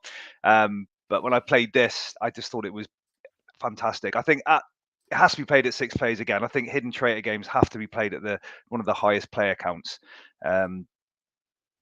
Running about the ship, trying to get it to its destination while fighting deep ones and all sorts, and then one of your friends turns out he's been trying to hinder you the whole time, so you have to stick him in the brig. Yeah, it's like my eyes a little bit wider than usual. It's like you're looking a little bit scaly. yeah. Well, there's 3 different. Normally in a traitor game, it's either you're a traitor or human, whatever. But here you've got 3 types. You have a cultist, a hybrid, and humans. And depending on which one you are, you do have slightly different winning conditions. So But it's one I haven't tried it. I mean, I had a chance to get it as a review copy, but I decided not to because I figured there was no way I was going to be able to learn and play this game often enough to give it the beans because it's like yeah, long and involved. It's going to it need is the group. long. But I do love the Arkham files. I've got enough Arkham games on my shelf to prove it. So no doubt, if I get a chance to play it, I probably will give it a shot. I think the fact that I thought this might. Oh, are you going to streamline it a bit? You're going to make it a shorter, more streamlined Battlestar Galactica, and it's like, nope, it's No, well, still I've not quite played long and Battlestar, involved. so I've got nothing to compare it against. Right. But what I liked about this is when you're I can't remember what they call it, when you're playing you're doing your tests and you're playing cards. There's also a chaos deck which has random cards in that are inserted into the everybody's played cards. So if there is a negative card in there, you're not sure if it come from the chaos deck or from a player. So you're really unsure as Right. to. I can't remember if that happens in BSG or not. It's I don't ages know. since I ever played BSG, but I mean, BSG I do give respect to. It is too long and a bit too involved for my liking. And if somebody, I mean, it can happen in any hidden traitor game, but there's a lot of stuff in with like the roles in BSG that if you get it slightly wrong or ask a dumb question, you could spoil the last 3 hours because you cannot spoil whether you're a Cylon or not in that game under pain of death. Yeah. But I remember it being quite solid, just taking a while. But I've never watched a single episode of Battlestar Galactica, which I'm sure will get a ton of hate. But I've got no desire to go and watch it. There's too much stuff to watch at the moment, even though the Cylons look cool. But I remember like the first game I played, I knew nothing about the series or any of the characters. All I remembered was that Sam Heady keeps talking about it all the time. And every time he brings it up, it's always, I will automatically assume Gaius Baltar is a Cylon. So the first time I played it, who do you think I picked just out of spite? I basically just decided to play, you know what, I'm going to play Gaius Baltar. Everybody hates me. Great. Why is this guy hated? Yeah, I literally had no clue. It's like, no idea. But no, I've not watched a single thing. Although 2.5 hours would teach with BSG. No. If you've got a regular group that knows how to play this, maybe. But this goes past 3 hours, 3.5 easily with Yeah, BSG. this was a long game. This was quite a long game. Went on to the early hours of the morning, but it was really thematic, really well done by Fantasy Flight Games. The production value is really good. Not painted, but yeah, I mean they look cool. They still look good anyway. Yeah. Yeah, I want to give it a try. I say it's Arkham Horror, it's in Traitor. I would certainly try it, but yeah, you got to get me in the mood. You got to say, right, this is Saturday night. This is what we're doing. We're just going to meet up and play this, put some music on or whatever, and I'll certainly try it. But yeah, there was no way I was going to review a game like this. It was just too big and grandiose to give it the beans. At most, I'd be able to do first impressions, and then I'd have John Gilmore shouting at me for saying, "Oh, you can't review it after that." Yeah, but so with my number 3. Is it anywhere near as big as yours? No, although it is sci-fi related. This one is a successor to a game which some people might put on their 6-player list, but I think 6 is too much for it. This, on the other hand, has you heading up to Mars, and granted, I think Mars has been done to death. It's like, seriously, do we need more Mars games? But this one came out ages ago, before it was all the rage. It can be played, I think, with even as low as 2 players, but seriously, don't. Play this game with 4, 5, or 6, preferably 5 or 6. Like I say, if you can get the full account, even better. For Mission Red Planet, this successor to Citadels is still. I prefer Citadels, but not with 6 players. So 6 is too much for Citadels. Mission Red Planet, on the other hand, because the role selection is simultaneous, it works at any player count. But it's people talk about it seriously, but it's also in a sense kind of goofy. I need to find here we go. This will do. So you've each got your 9 characters, and it's role selection. You pick which character you want to use, simultaneous face down. You have to play a different character to collect them all back into your hand, otherwise your options dwindle. It's that kind of thing that we've seen in a few other games. But what you're doing in Citadels, you're just building cards in front of you, no big deal. In this one, though, you basically putting your astronauts into these spaceships here, and there's only so much room, so they're already fighting each other trying to get astronauts in there, and you could be sharing space, or one character blows up one, like it's like, oh, I'm taking off, it's like really annoying. But then they go to whatever destination there is, and one of the characters can even change the destination, which is absolutely hilarious. But the astronauts go on here, and it's an area control game for collecting the minerals on the planet. Some are more rare than others. And when it gets to a scoring phase, which happens 3 times in 10 rounds, whoever has the most of their astronauts in an area gets the goods. So it is very much area majority. And there's no weird, this guy's worth 2, this guy's worth 3 or anything. No, it's just 1 for 1. Who's got the most astronauts in there? Is it a tie? Split the difference. Nice and simple. But it's really quite a fast game. The fact that the role selection is simultaneous means that bit doesn't take very long. Right. So that gets done and dusted. The rules are pretty straightforward. 10 rounds goes very quickly. You'd be surprised how fast this game can go. First edition was out ages ago and then went out of print. The second edition for Fantasy Flight is great production quality. I mean, I love these little sort of miniature like baby astronaut things, which look the part, and you can easily sort of tell them apart. Well, subject to color they do look blindness, cool, obviously. But like, I'm trying to find. There's like your round counter. So 5 rounds scoring, 3 rounds scoring, 2 rounds end of game. It's like catches up on you very surprisingly. Trying to find the character cards. They seem to have gone missing. These will do. Yeah, so there's like an example, like they tell you to place so many astronauts on a ship and then do other things. And it's quite zany, has a little bit of that chaos factor, but it really is just, like I say, looks cool. And I've got 6 players and I want to play an area control game. Okay, cool. Give it a shot. And I don't have to teach you much. Tell you how the 9 characters work, how area control works, and that's kind of it, really. It kind of does it well. You've not played this one at all? No. None of my friends own this one either. Haven't gone near it then. No, I mean the theme and and it's Fantasy Flight Games, isn't it? Yeah, not Kickstarter. Yeah, they just reprinted it. So yeah, it is. I'm a big fan of Fantasy Flight Games anyway. So. It was another one of those ones where my early days of getting into modern gaming, watched Dice Tower, they constantly went on about the first edition, demanded a reprint for ages. It was like probably never going to happen. I thought, I'll never see this game anyway because you can't find it. Then when they announced it, it's like, great, now's the time. Get in on it. And because I already love Citadels the bits, one of my favorite games, this one was already kind of like predestined to be something I would like. And even though I prefer Citadels, overall, this one is still like a 9 for me. It's still like highly rated for me.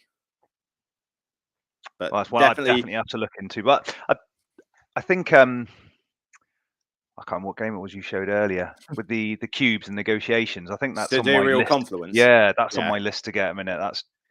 That one's definitely a bit more obscure than this one. This was a little bit more of a mainstream game. Sidereal was definitely like, again, one of those like niche games that you're only going to use every now and again. All right, getting on the 1.5. We need to move on. So let's move to 2. Penultimate choice. No. Yeah, so another not particularly heavy but long game for me is Dune from Gale Force 9. So we just talked about it and you just kept that to yourself, did you? I kept it to myself. I didn't want to give any spoilers away. But in fact, my number 1 and number 2, they're the games we most play with my gaming group.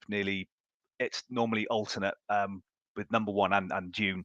How much time I do you think get to play Dune over and over again? It's not a I know, short game. yeah. You spent the Again, entire day practically playing it.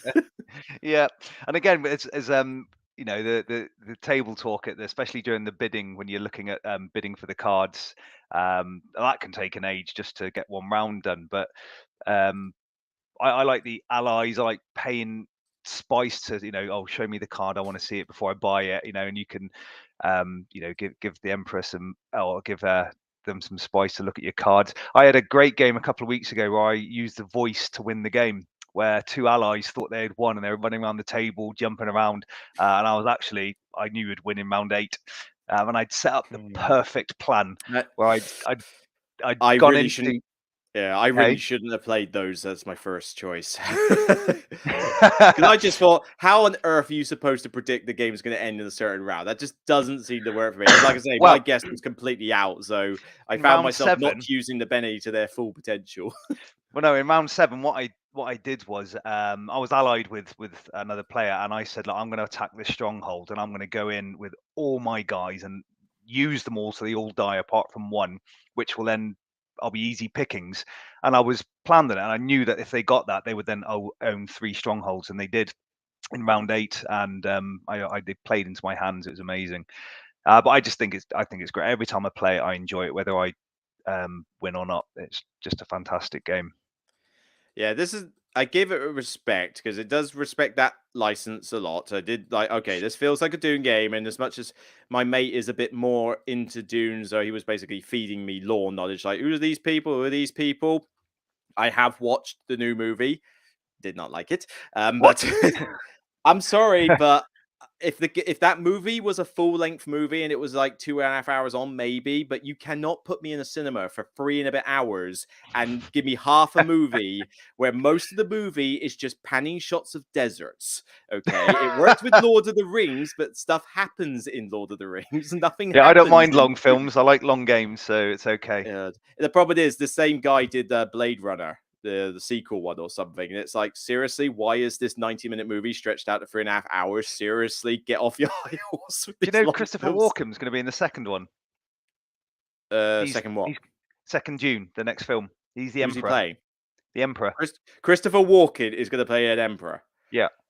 Oh, I mean, I'd watch it for that, but how often is he going to be in it? He needs to be a main character on the screen or something, because I certainly don't get anything from whoever I don't know, the Atreides bloke. I forgot his name. Paul. He's so bland. Yeah, he's like Paul. He's got a bland name as well. Yeah, no, I mean, I love the voice stuff. Like the Bene Gesserit are actually the best thing in the movie, and they're barely in it because I love all that stuff. As I say, it was just lovely that. But I'm glad I played this though. It's not one that I think I would play again, because I think for like 7-8 hours of my day, I don't want to be in a game where I feel like I can't win halfway through it. But and 2 of the other mates who were it, because we played it with like 6 of us, all mates, and obviously the person who showed it to us, like, and this girlfriend and that, they really like it, and I can see why, because I don't think this is like bad design. I can see why people would love this. The other 2 mates I had the problem where they got put in a situation where in the last 2-3 rounds of the game, nothing they did had any consequence, because they just could not win. There was nothing they could do to pull it back.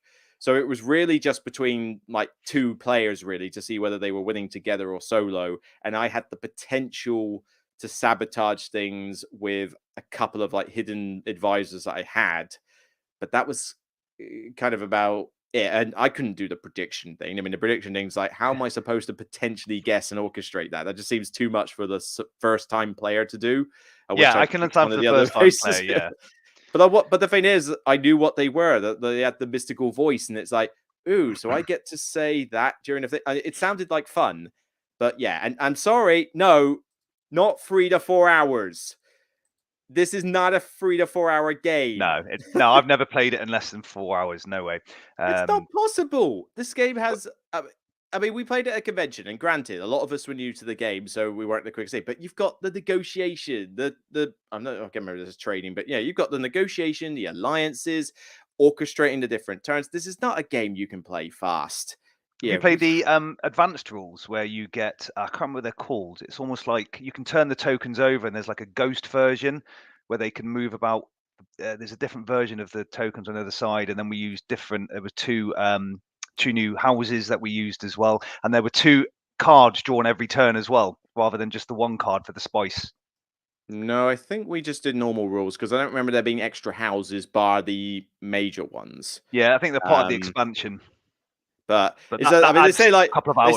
if someone had done their homework. I'm sorry, if I'm getting into a board game, I'm not expected to read the entire literature before I get into it. Granted, it would help with the theme, to understand who half of these characters are, because I don't know any of these characters. It's like they could be like Joe Bloggs and Jeff Goldblum for all I know. But the general gist. Okay, spices on this planet, everybody wants it. Nobody really likes each other at the end. It's kind of I get that basic concept of Dune, but it's not AP. You've got to do alliances there. You can't just do a 5-minute alliance saying like, shall we work together? Yeah, that's cool. Right, done. That doesn't happen in this game. You've got to get involved. I mean, one of our players, I can't remember which one it is, the one that does all the card play when you're bidding for the cards, and they write everything down as well to see who's got what. Yeah, that takes an age. Oh god, yeah, the Atreides player. I mean, bear in mind, only one player really knew the rules that well, and the other 5 of us are playing this as new players. So yes, that's going to take longer. But no, I refuse to. I've never seen this game take less than 4 hours. It's a convention mass length game, and like I say, if you are in a situation where you are playing this with like very few hours, you're an exception to the rule because you are a group who has played this a lot and knows the game inside out, which is fine. But that's a very niche circumstance. This is not something you could play with new players in that length of time. It just would not work. I don't know. But as and yes, I'm including the teach. Of course, I'm including the teach in that. That's still me sitting at the table having to learn the game. It's still time, but still, it's like the teach takes an hour and a half. What was the teach? Probably about 45 minutes or something. I don't know. But as I say, the same group, I don't know, ranting on about this enough. I say the game is fine. All right. It's just, I'm glad I played it. It's just one that I probably wouldn't necessarily request again. No, I would definitely. I'll play it again. Play it tonight, I would. I mean, I actually, have you played the new one that Gale Force 9 did? The one that was meant to condense it into 30 minutes? Oh, no, that's the, they've kind of redid it and tweaked some rules, and they added a 2-player mechanic gaming, didn't they? Yeah. I mean, I haven't heard good things about it, which is a shame because I was actually hoping that would be good because it's like, oh, you're going to give me a similar feel, but do it in 30 to 40 minutes. Great. But as far as I've heard, it kind of like went south a bit. Yeah. Well, out of the long reaches of Dune, what is my number 2? Oh, God, yeah, this is... We're talking about this monster length convention game. This is, again, we're going polar opposites here. We definitely have got different choices for 6-player games. How dare you have different opinions than me? I know, how dare I of all people. But now it's not a party game, it's a push your luck game. Very simple, 30 minutes, very colorful little French game, I think. I think it's French, to my knowledge.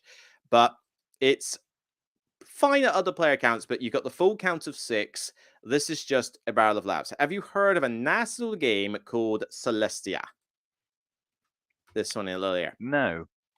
It's essentially I think it's a reprint of a game that was called Cloud 9 a little while ago. And right, plays from 2 to 6. Play this with a minimum of 4, if preferable 6. But if I've got 6 people and I need 45 minutes to play a game, this is a brilliant one for you to bring out at demo events.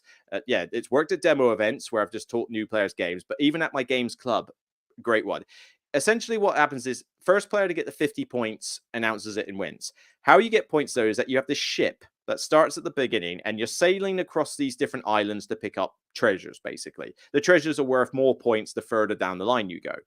And what happens is you've got these cards, these dice that the pilot rolls depending on the difficulty, and they've got symbols on them like storm, pirates, like bird strike, as I call it, and stuff like that. Let's see if I can find something good. The cards again. This is the problem with going through BGG. You have to kind of like go by what there is because trying to create a slideshow is just like impossible. Yeah, here we go. This is perfect. So these cards are very straightforward. They've just got little symbols and that. And with that said, you roll the dice and the pilot knows whether they can do it or not. But what happens first is that in turn order after the pilot, each player gets the option to decide whether they're going to jump out or not. If you jump out, you get the treasure of your bit. It's a case of how much do you trust the pilot, because the pilot can say whatever they like to get you to stay in.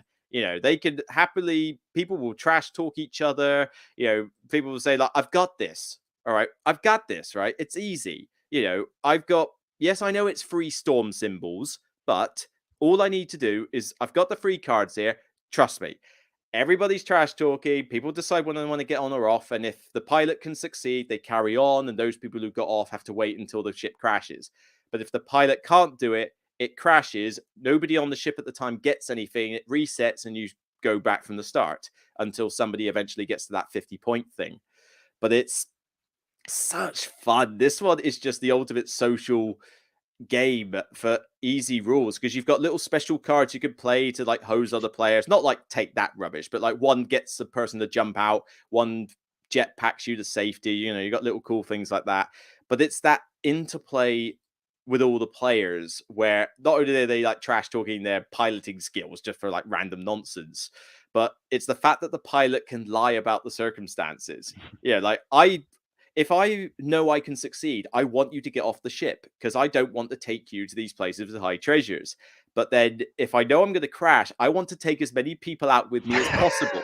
So like I'd be saying, like, look, Si, seriously, this is birds. This is pirates riding birds in a storm, and it's a bit foggy. Okay, I don't have the cards to deal with this. Okay, and you can't see other people's cards, but you can see the hand size. So I've got like, if I've only got 5 cards in my hand, I got to get 4 symbols. The odds are not good.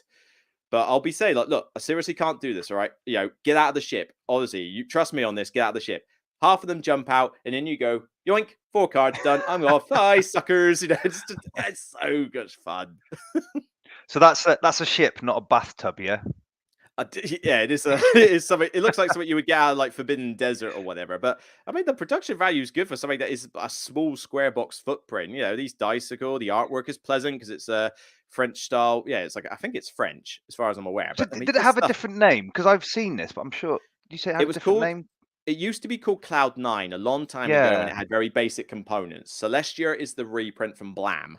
And Blam, anything Blam touches looks very whimsical and thing, but it's a small square box, cheap. It's still down there. I've got a couple of mini expansions for it, which basically add some more special cards that you can throw into the deck, like dual use cards, like double symbols and stuff like that. All right. But yeah, it's so quick. It's just friendly push your luck, but nobody is silent in this. Everybody is talking and trash talking and the like. And it's just the fact that you can lie and bluff as well. Such a good, lovely little game.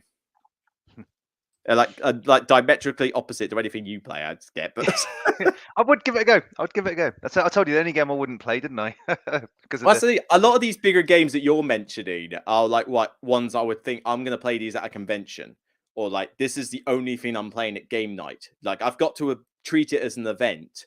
A lot of my choices are more ones that I can take to a game night, put it in my bag, and cater for that 6-player situation, assuming I haven't convinced everybody to split into 2 groups of 3 by that point. Yeah, see, I'll never do that. Because you want the 6 people there and there. Yeah, you wait to see my next game. Oh boy, I'm trying to think. What's my number 1? It's not. Nope. They're saying long convention game in the slightest. Although I'm surprised people haven't called it out yet. I don't know. We shall see with that. Oop, where's the brand? I've lost it. Ah!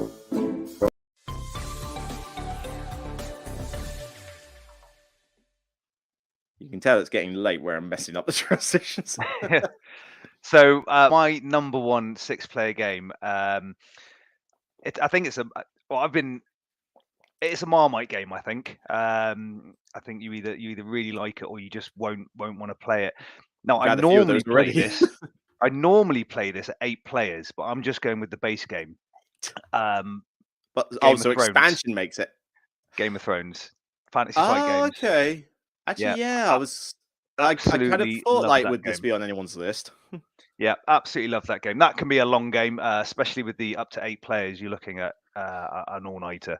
But I just love the mechanics, the traitoring. If you know the amount of times that people don't trust me now at all in any game. But we play. All your games are all basically about losing friendships, aren't they? Yeah, they are. And this one here, we won't talk to each other for about a week after. Where last time I played, I was a Greyjoy, and me and Stark had a good alliance going, and then I convinced him to go east to with the expansion to go and take on Targaryens, and I just completely ransacked his land, and I was not even sorry. But I'll always play the second edition as well. I think the components are a bit nicer than the Does first anybody edition. have the first edition anymore? It doesn't My seem like it. my friend does, yeah, but I'll use this.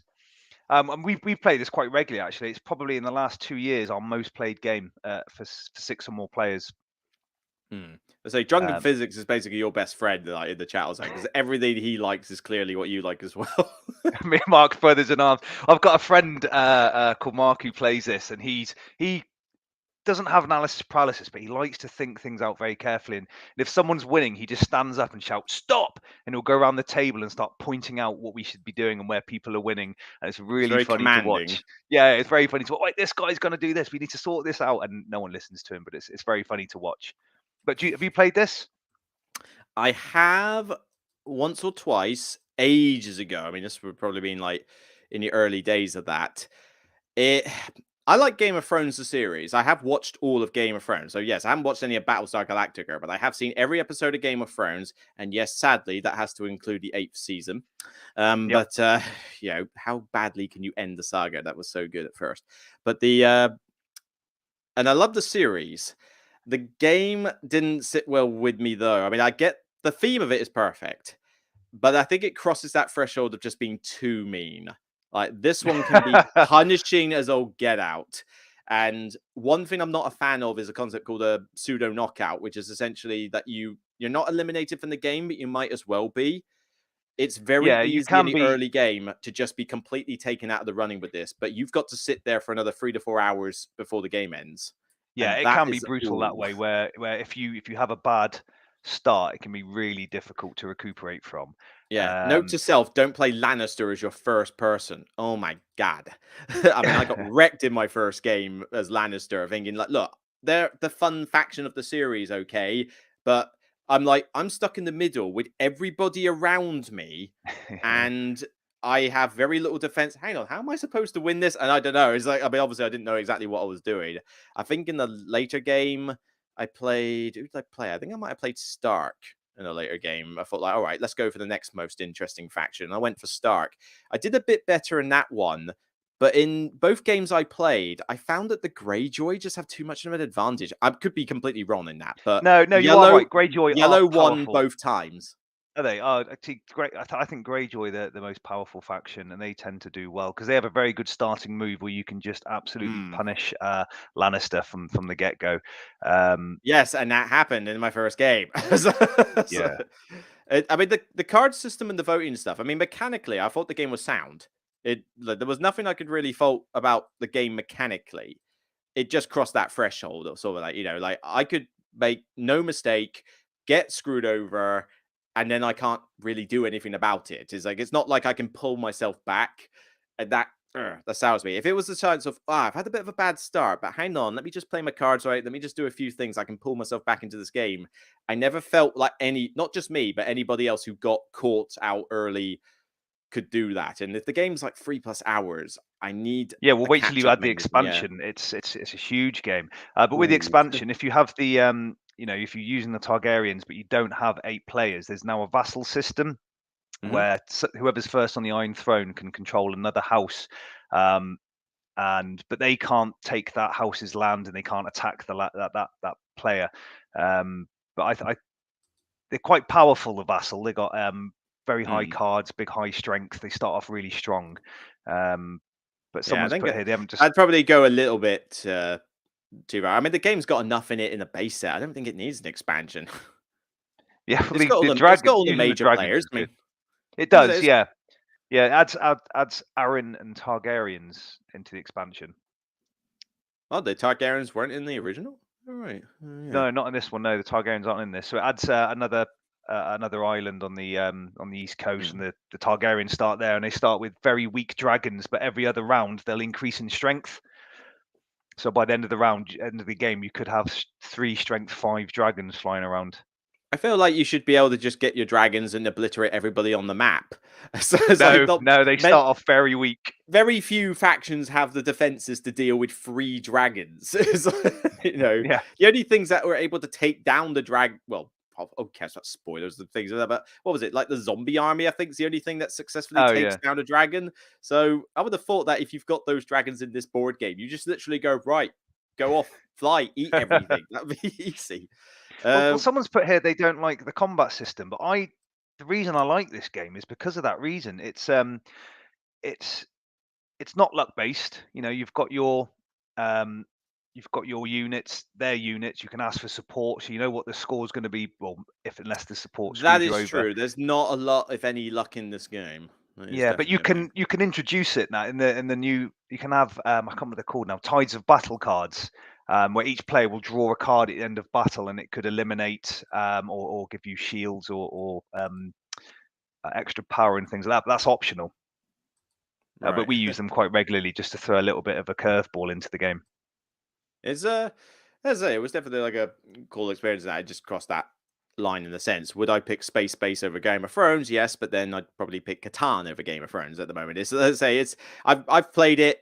I know what it's like, and I got nothing else against it. It's just it's for the group of players who want to have that evil.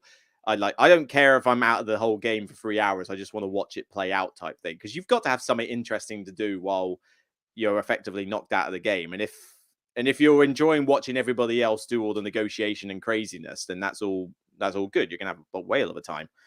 Yeah, I think it just, like I say, that level of meanness, because I've got some of those other negotiation games I mentioned, like New Angeles and that, and you can lie to people or do certain things like that, but we're not talking like diplomacy levels where like literally you feel like you shouldn't be your friend after you've done it. yeah. No, but I mean, I'll never turn a game down. If anyone's hosting a game of Game of Thrones, I'll play. During lockdown, we played on Steam Yeah. as well. At least you've actually like taken a non-Kickstarter game that's rated highly or something. Like, it's not that's at least something different. Number one, definitely not. Well, I don't know. It can be mean, but in a light, jovial racing type of way. Someone did mention Drunken Physics. Who I swear is your new best friend now. I was like, did mention like Cyclades. I haven't played it enough. I didn't like the original version of Cyclades, but I like it when you throw Titans in it. You know, the or what do you call it? The yeah, what's just called Titans, the Titans expansion where you could play teams up to 6 players. That was actually really sweet, but I've only played it once, so I don't know if I would like it still. This is far from fun. We're going back to light-hearted racing games again. And to be fair, I've only got 2 racing games on my list, but you can play it with less players. But seriously, if you've got 6 players and you want to play a racing game, how can you not get downforce on the table? It has to be downforce. This game just literally is tailor made for 6 players. Restoration Games did a great job with this one, just, because you have 6 cars racing all the time. So if you have less players, some players get more than 1 car. With 6 players, that doesn't happen. Everybody gets 1 car. So it's going to happen. And this one, very simple. You bid for the car at the start of the game, so how much you spend is going to get deducted from your points.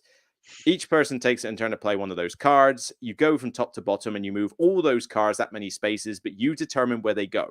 You've got to move them forwards, but you don't necessarily have to move them on the fast lane or anything like that. And if you get blocked, tough. The card gets wasted. So there is a lot of banter between players as you're effectively like, you can move my car and then you block someone else or you cause like tailbacks and stuff, and it causes a lot of curse words to be thrown around, but in a nice way. But most people have pimped this up because this is fine. I mean, this is the component you get in it, a nice little racetrack. Most people, including myself, have taken the Mario Kart Gamer Monopoly that exists. Oh yeah, brilliant. Taking those figures out of there, and I hope I'll come across a picture of it eventually, but basically tuned it up by replacing them with those. So now you've got like idea. Mario, Luigi, and Yoshi and stuff. And I mean, it's so much better when you do that. But I don't know if anybody's put up a recent picture with it. But it's just straight up simple. I mean, this is such a simple game. The bidding's easy, done and dusted. 1 lap of the race. You don't have to do 20 laps or anything like that. Yeah. And at various times during the round, you pass by the yellow lines and you bet secretly on which car you think is going to win. So you don't necessarily have to bet on yourself if you're doing slightly badly, but you'll get money for what you pay out. You get money for where you come in the race, deduct what you bid for the car in the first place, which has a special power as well. So you're sort of thinking, is that special power worth it? And then total with the most money. Dirt simple, but 6 players makes for, we've got a prototype there, but 6 players just makes for a really cool chaotic game because you don't have that many cards. Your options dwindle the more the game goes on. You don't get the cards back. So you play that really high speed card for yourself. You better find the right time. And this, I mean, this is just the reverse of the base set map. And you can already see there's this horrible bottleneck, and then a couple of fast bits, and then another bottleneck. So, that can get pretty nasty. But Downforce has had 2 map packs since then. And that's what I was going to ask. Is it the same map every game? No, you've got 2 basic maps in the original one. And then they've released 2 more. Danger Circuit has one of my favorite maps in it, which is this cyberpunk figure of 8 one. So, you go in one way and then you've got to circle around and come back. But then obviously if anybody's still coming that way, everybody gets... Well, someone's lagging, that starts blocking everybody else. So that's one of my favorites. And it doesn't have any other funky rules. This one is fine. You've got dangerous terrain that you can drive on, but you can't stop on. That's okay. But like you say, more variety. The newest one, Wild Ride, is kind of a little bit insane. You've got one that has jumps, which is always a bit of fun. I don't know if I'll get the same useful image as I did before, but one's basically got ramps. So these ramps are in these little bits. So again, if you're going fast enough, you basically leap over. The other one is a safari park where animals are on certain spaces and they get in the way. so it's like a cool little fun thing. It's a light-hearted thing, but the fact that you have to use all 6 cars, less players means that somebody is going to have more cars, which it's interesting. It still works, but I like just to have that one player has 1 car, and it's quick. 45 minutes, you're done with this game. It's nice and solid. Well, Jonathan on here, he's put, I've always found this game so random. And for my top 4 or 5, I think I had, quite strategic and tactical games. So is this is it quite random? Is there a lot of luck based in it, or?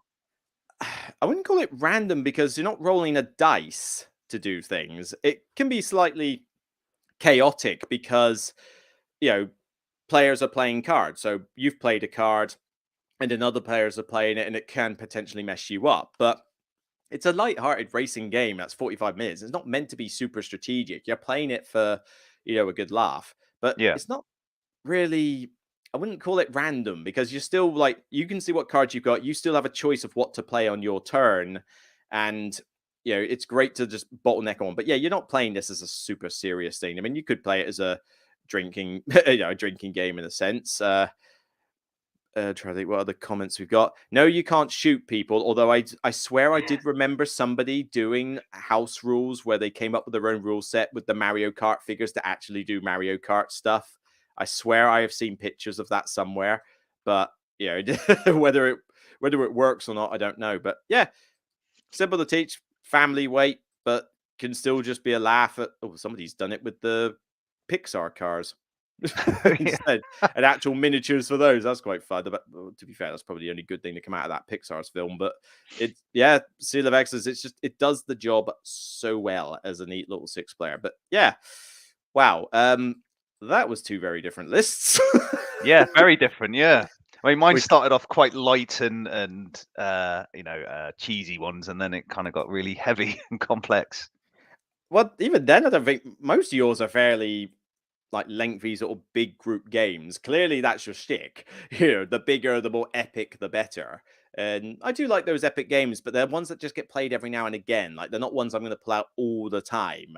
But once in a while, I'm like, you know what? I fancy something a little bit big and epic, and I'll try it. And sometimes they work, and sometimes I go, yeah, I give it respect. But again, it's just not one I'm going to pull out as often. And a few of yours, I think, were just ones where component quality got in the way, with the Aliens game and stuff. If Fantasy Flight had taken the Alien license or something and just created a standalone game with similar miniatures now, I would have probably jumped all over it like crazy.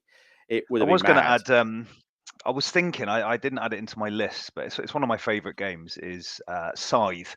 But I think that plays No. 5 or 7 players, not 6. Why Because you have 7, not 6? because if you have 5 or 7, you've got 5's the base game. 7 has every faction filled. So you And I want think to, so you don't want to have a gap, I basically. don't want the gaps. Yeah, I think it's better because you get those people with the gaps have just more room for movement and developing that side without. That kind of works. Yeah, I mean, Scythe for me. I mean, I like just playing it at 3 and 4 in a sense. I don't. The gaps can be a thing, but As I long as like. you as long as it's even, so it's but Yeah, at 6 even players spread. you can't. It's got to have, and if you're going to play at 6, leave the Albion clan out. Who are they again? The what The one? green ones. Oh, the green. I don't know. I've Great. had success Yeah. with green.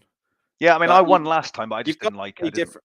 You've got to play differently with them. I have a harder time with purple. But Yeah, they're difficult, I can never seem to win with black. Black does my head in that faction. But then again, blue is a tricky one to work out. I mean, new players with blue just lose outright. It's clear that, I mean, the red and yellow are the two best ones hands down. It's like you cannot beat those two are like the easiest ones to work with. But they're now if you I can't there's some factions and player mats that you shouldn't incorporate together. So I'll always make sure I've got those on so you don't have like industrial and the rest of it. Yeah, I mean, you certainly can't have certain combinations, but I mean, using the attack card as resources is such a good thing. And for new players, just being able to rinse, repeat the same action multiple times can be such a boon. Whereas the black player, pretty much the only thing they get is like, oh, I can do both my objectives and win multiple combats. Whoopee! I mean, I don't know. I don't seem to get as much from that faction, but yeah, I mean, I love Scythe. It's down there. I just think 6 would be too long. The only time I've had a short game of Scythe with loads of players was when all 7 of us knew the game and a friend of mine coordinated it. Because if you play a game with him, he literally, like a drill sergeant, makes you take your turns and gets the game going. That's what I said. I I think that's brilliant. I think I'll have him at my gaming group. No, I said to people, if you have he'd to like think, a lot of your games, actually. I don't yeah. think he'd have a problem with most of yours. In fact, I swear he's probably got Game of Thrones. I definitely think he's got that. But he's like Well, I said Twilight if you have to, Imperium and Scythe and these big ones. He does like those. I think he'd like half of your stuff. Twilight Imperium was going to be on my list, but I've only played it once, so I couldn't fairly comment on where it would sit on my list. But I did think it was brilliant. It was played over 2 days. We had like 6 hour. There had a gap, and then came back to it later. That's another one. That's another one where I'd like I give it respect in the sense, but it's too long. This is too much to it. You know, I've got Empires of the Void on my shelf. That is my space game of choice, and I can wrap that up in 2 hours. You know, so it's they don't have to be the 6-hour monstrosity. Cosmic Encounter I considered, but you need an expansion to get it to 6, and I actually prefer it with 5. I think 5's a better number because 5 usually means you've got uneven teams when you start doing the negotiating, whereas 6 you could have 3 on each side. And you know, like I said, I just think it's slightly better with 5. But I did consider Cosmic. I love Cosmic. It's on the shelf right next to New Angeles, actually, in fact, in the Fantasy Flight section. King of Tokyo I thought of, but I don't think I'd want to play King of Tokyo with 6. The problem with 6 players in King of Tokyo is that going into Tokyo is a suicide mission at that point. It's, you know, as soon as you get into Tokyo, you instantly jump out because you will not survive a round of 6 players. And so the game mainly just becomes about points and doesn't really feel like I'm a beat 'em up, like I'm going to beat up monsters. So, yeah, not the fan of that one at high levels. Keyflower was another one. Eurogame. Yeah, works good at 6. Player, is it? Yeah, Keyflower can do 6 players. It's not often, you know, I'd want to play any Euro really at 6 players, but Keyflower's like, I like it. I don't love it, but I do like it. But my friend has it and likes to get it out every now and again. But yeah, it does have 6 players. The only flaw with doing it, yes, it works at 6. You know, you're bidding for those tiles in the middle. That works with 6, and then you've got your own little like Carcassonne-esque village and that. And I like it. It's a cool theme in that. The only problem with playing it at 6, though, is that you really do need to know what other people are doing in their villages because you want to know how to exploit it. Trying to focus on 5 other villages is a nightmare, particularly at the other ends of the table where you're trying to see all these little symbols. It's like, it's a little bit on the tricky side. Not like what about not for new players then? And not new player friendly either. So yeah. So they can get pretty hosed. Western Legends, I love it. It is in the other room. Not with 6. That's too long. The game's not short at the best of times. I like it at 4. 5 and 6 is fine. I mean, I could play it as an event at 5 and 6, but again, that's a long time. You've got to play the short game. I'm not playing the medium or lengthy game on 6 players. But I do have the expansion and all that stuff to it, though, so it would be nice to get that one back out. Any others you've got on yours that anyone's heard of? I'm trying to have a look at my list because I know I had others. I know. Well, some people were trying to guess like some of mine, and some people were like, saying like, "Oh, what about like viticulture without being into this?" It's like, are you kidding me? Viticulture with 6 players? No way! That game takes forever with 6 players. I think there's another one, Lords of Waterdeep. Not too bad at 6, but yeah, 6 is still quite long for a game that's that light. It shouldn't be that much. When you said human punishment, I thought you were just talking about playing the Dune game was human punishment. I mean, that's I thought misunderstood you on that one. But all right, human punishment. Okay, human punishment. The beginning. Never heard of it. 2022 game. All right, let's bring it up on the screen here. Whoop. I like the cover. Cover's really nice. Cyberpunk. Okay. Clearly, this is like a sort of Kickstarter in the making, but what do you actually do in this? 2 to 3 hours. Yep, that's definitely your length. Semi-co-op. That worries me a little bit because semi-co-op is not a mechanic that has been done very well lately. Standalone game in the prequel of Human Punishment Social Deduction 2.0, which I've also never heard of. Semi-cooperative social deduction and pick up and deliver hybrid. That's a weird one. Avoid the machine revolution. So it basically survives Skynet. Okay, cool. I mean, it looks cool. Components look pretty sweet. Looks complicated, but... So is that released? I'm going to guess it's a Kickstarter, which definitely means it's up your street. But I've never heard of it. But, I mean, I'd try it for something that looks like that. Root... I'm met on Root. I don't dislike it, but I don't overly like it either. I'm not a fan of these games where it's so asymmetrical that you've got to teach a whole different game to the multiple players because they're just a nightmare to get to the table. That's one reason why I haven't got it. Yeah, Root is okay, but I would never want to play it at 6, though. I mean, that would be just too many. Coloma, I was indifferent to that one. I liked it okay, but it didn't wow me. Libertalia, no. That not at 6. No, I mean I reviewed that one recently, the Stonemaier version. I had to buy it myself, but the the last 3 games have been Pendulum, Red Rising, and Tapestry. All 3 I hate. I like Tapestry. Connect the dots as to why I didn't get a copy of Libertalia, or Viticulture World. But the although I'm looking forward to that. That's on my table right there. But the Libertalia S6 is too chaotic. I mean, 3 to 4 already has a little bit of randomness in it, but if you've got 6 people, you might as well just shuffle your character cards and just deal one out at random because you've got no way of predicting what everyone else is going to play, particularly in later rounds when they've got different characters popping in and out every now and again. You might literally, I remember actually, I did it before the review. I said it in there. I played a 6-player game of it. I shuffled my cards and dealt one out every single turn. I just thought, you know what? I'm going to conduct a little experiment here. I came 3rd out of 6 by shuffling and dealing a card at random. That's a little bit busted.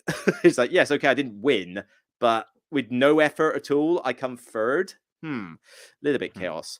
What do we got? Root, Marquee. Never heard of that one. Exodus Proxima Centauri. Not played it. I'd like to though, but that's like, is that long since out of print or just like barely hard to get hold of? I don't know. It's like a Twilight Imperium quote unquote light game. It's still a long game, but not the best component wise. But no, I've not played it. Was there anything else on my list? Honorable mention. A couple of these I took off because I thought they were party games. Escape from the Aliens and Outer Space, I thought was a bit too party-esque. Cockroach Poker, great little filler, but that's really a party game filler. Sushi Go Party I did consider, but what I said about drafting games earlier, I just felt that even it's better than Seven Wonders in terms of having cards go back round because you do have an extra card compared to that, but it's still the same problem. Too many people in the drafting game. I want the cards to come back round. Oh, Marky is the cat faction in Root. Yeah. Oh, right. I never call them Marky or whatever, or Marky, however you pronounce it. I call them kitty cats. All right. I call them the cute little kitty cat faction and Kitty leave it cats. at that because kitty cats are awesome. One of my gaming friends has just bought, probably the next game we play actually, is Eclipse Second Dawn. Wasn't a fan, but yeah, it's got its fans, and yeah, people who play that tend to get 6 people together. I've seen it at conventions lately, so it's still popular, still going strong. Yeah, so I'm looking forward to playing that. That looks like it's my type of game. I think, judging from your list, yeah, I think you're gonna like it more than I did. The game is definitely like you got to go into it thinking less of it like a space exploration game and more as a Euro economic game. Right. Because that's Okay. pretty much what the game is. You are balancing your checkbook in space as opposed to going around and actually doing anything interesting with planets. You know, so, That's a and great occasionally you fight analogy. each other. Your space checkbook. It is. You've got like your board with a bucket load of cubes on it that you got to sort of take off and put elsewhere for income and stuff. And it's just like I'm doing that, and I'm like, okay, but seriously, when do I actually get to go and shoot you with a like space laser or something? Because it obviously like it's not my type of space game. You know, Empires of the Void is still my choice because yes, you don't necessarily explore as much in it because let's face it, exploration is hard to do in any game because it's pretty much all you can do is say I flip a chit over and say right that's 2 points or I found a mineral or something, so you can't do much there. But with that one, I love the fact that you meet other alien races and you choose whether to be friends with them or go attack them, and depending what you do gets you bonuses and stuff like that, and that just feels like more of a world building space game for me. I don't just want to be shooting out other players. As I have to admit, whenever I do play those sort of games and one of the options is go out and kill everyone, I tend to not do those ones. I feel like I can't be aggressive enough. You know, I will usually like I've got Civilization, you know, the FFG Sid Meier one. I haven't played it in ages, but you've got the 4 ways to win in that. Rarely do I go for warfare.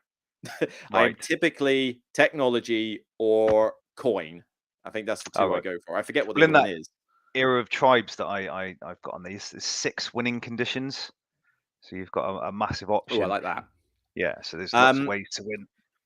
The good part on that one, I tried to shy away from social deduction as well. I don't consider them a party game per se, although they do technically involve a lot of players.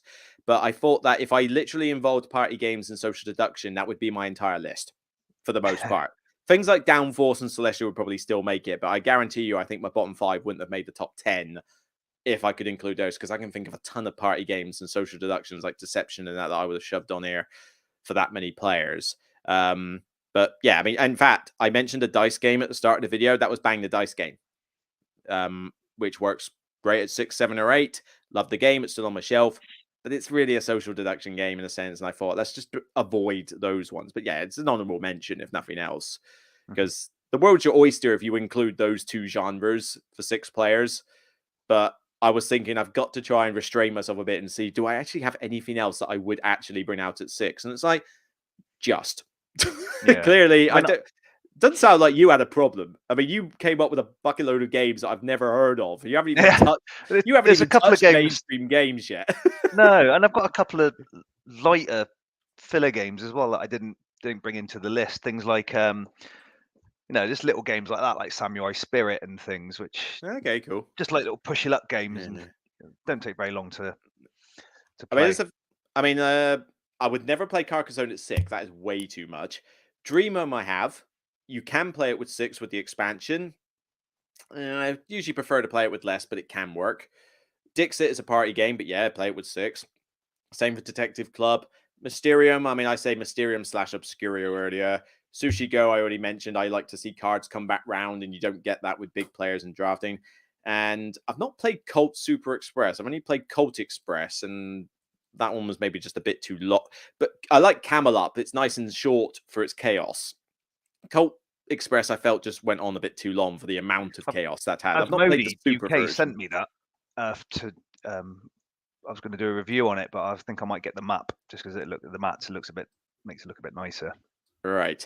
I would honestly disallow every single roll and write though from multiplayer list because, yes, these roll and rights can play 6. What's the point? It's like, there is no point because 99.9% of roll and rights are multiplayer solitaire because you do not care about the other players. Harvest Dice, you do because you can hate draft. And the new one I've got, Get On Board, the re-implement of Let's Make a Bus Route or something, only goes up to 5. But that you do care about the other players because you're all on a communal map. But Railroad Inc., Welcome to, 90% cartographers, Ganshon Clever, and most of these other roll and rights, I couldn't care less who else is at the table.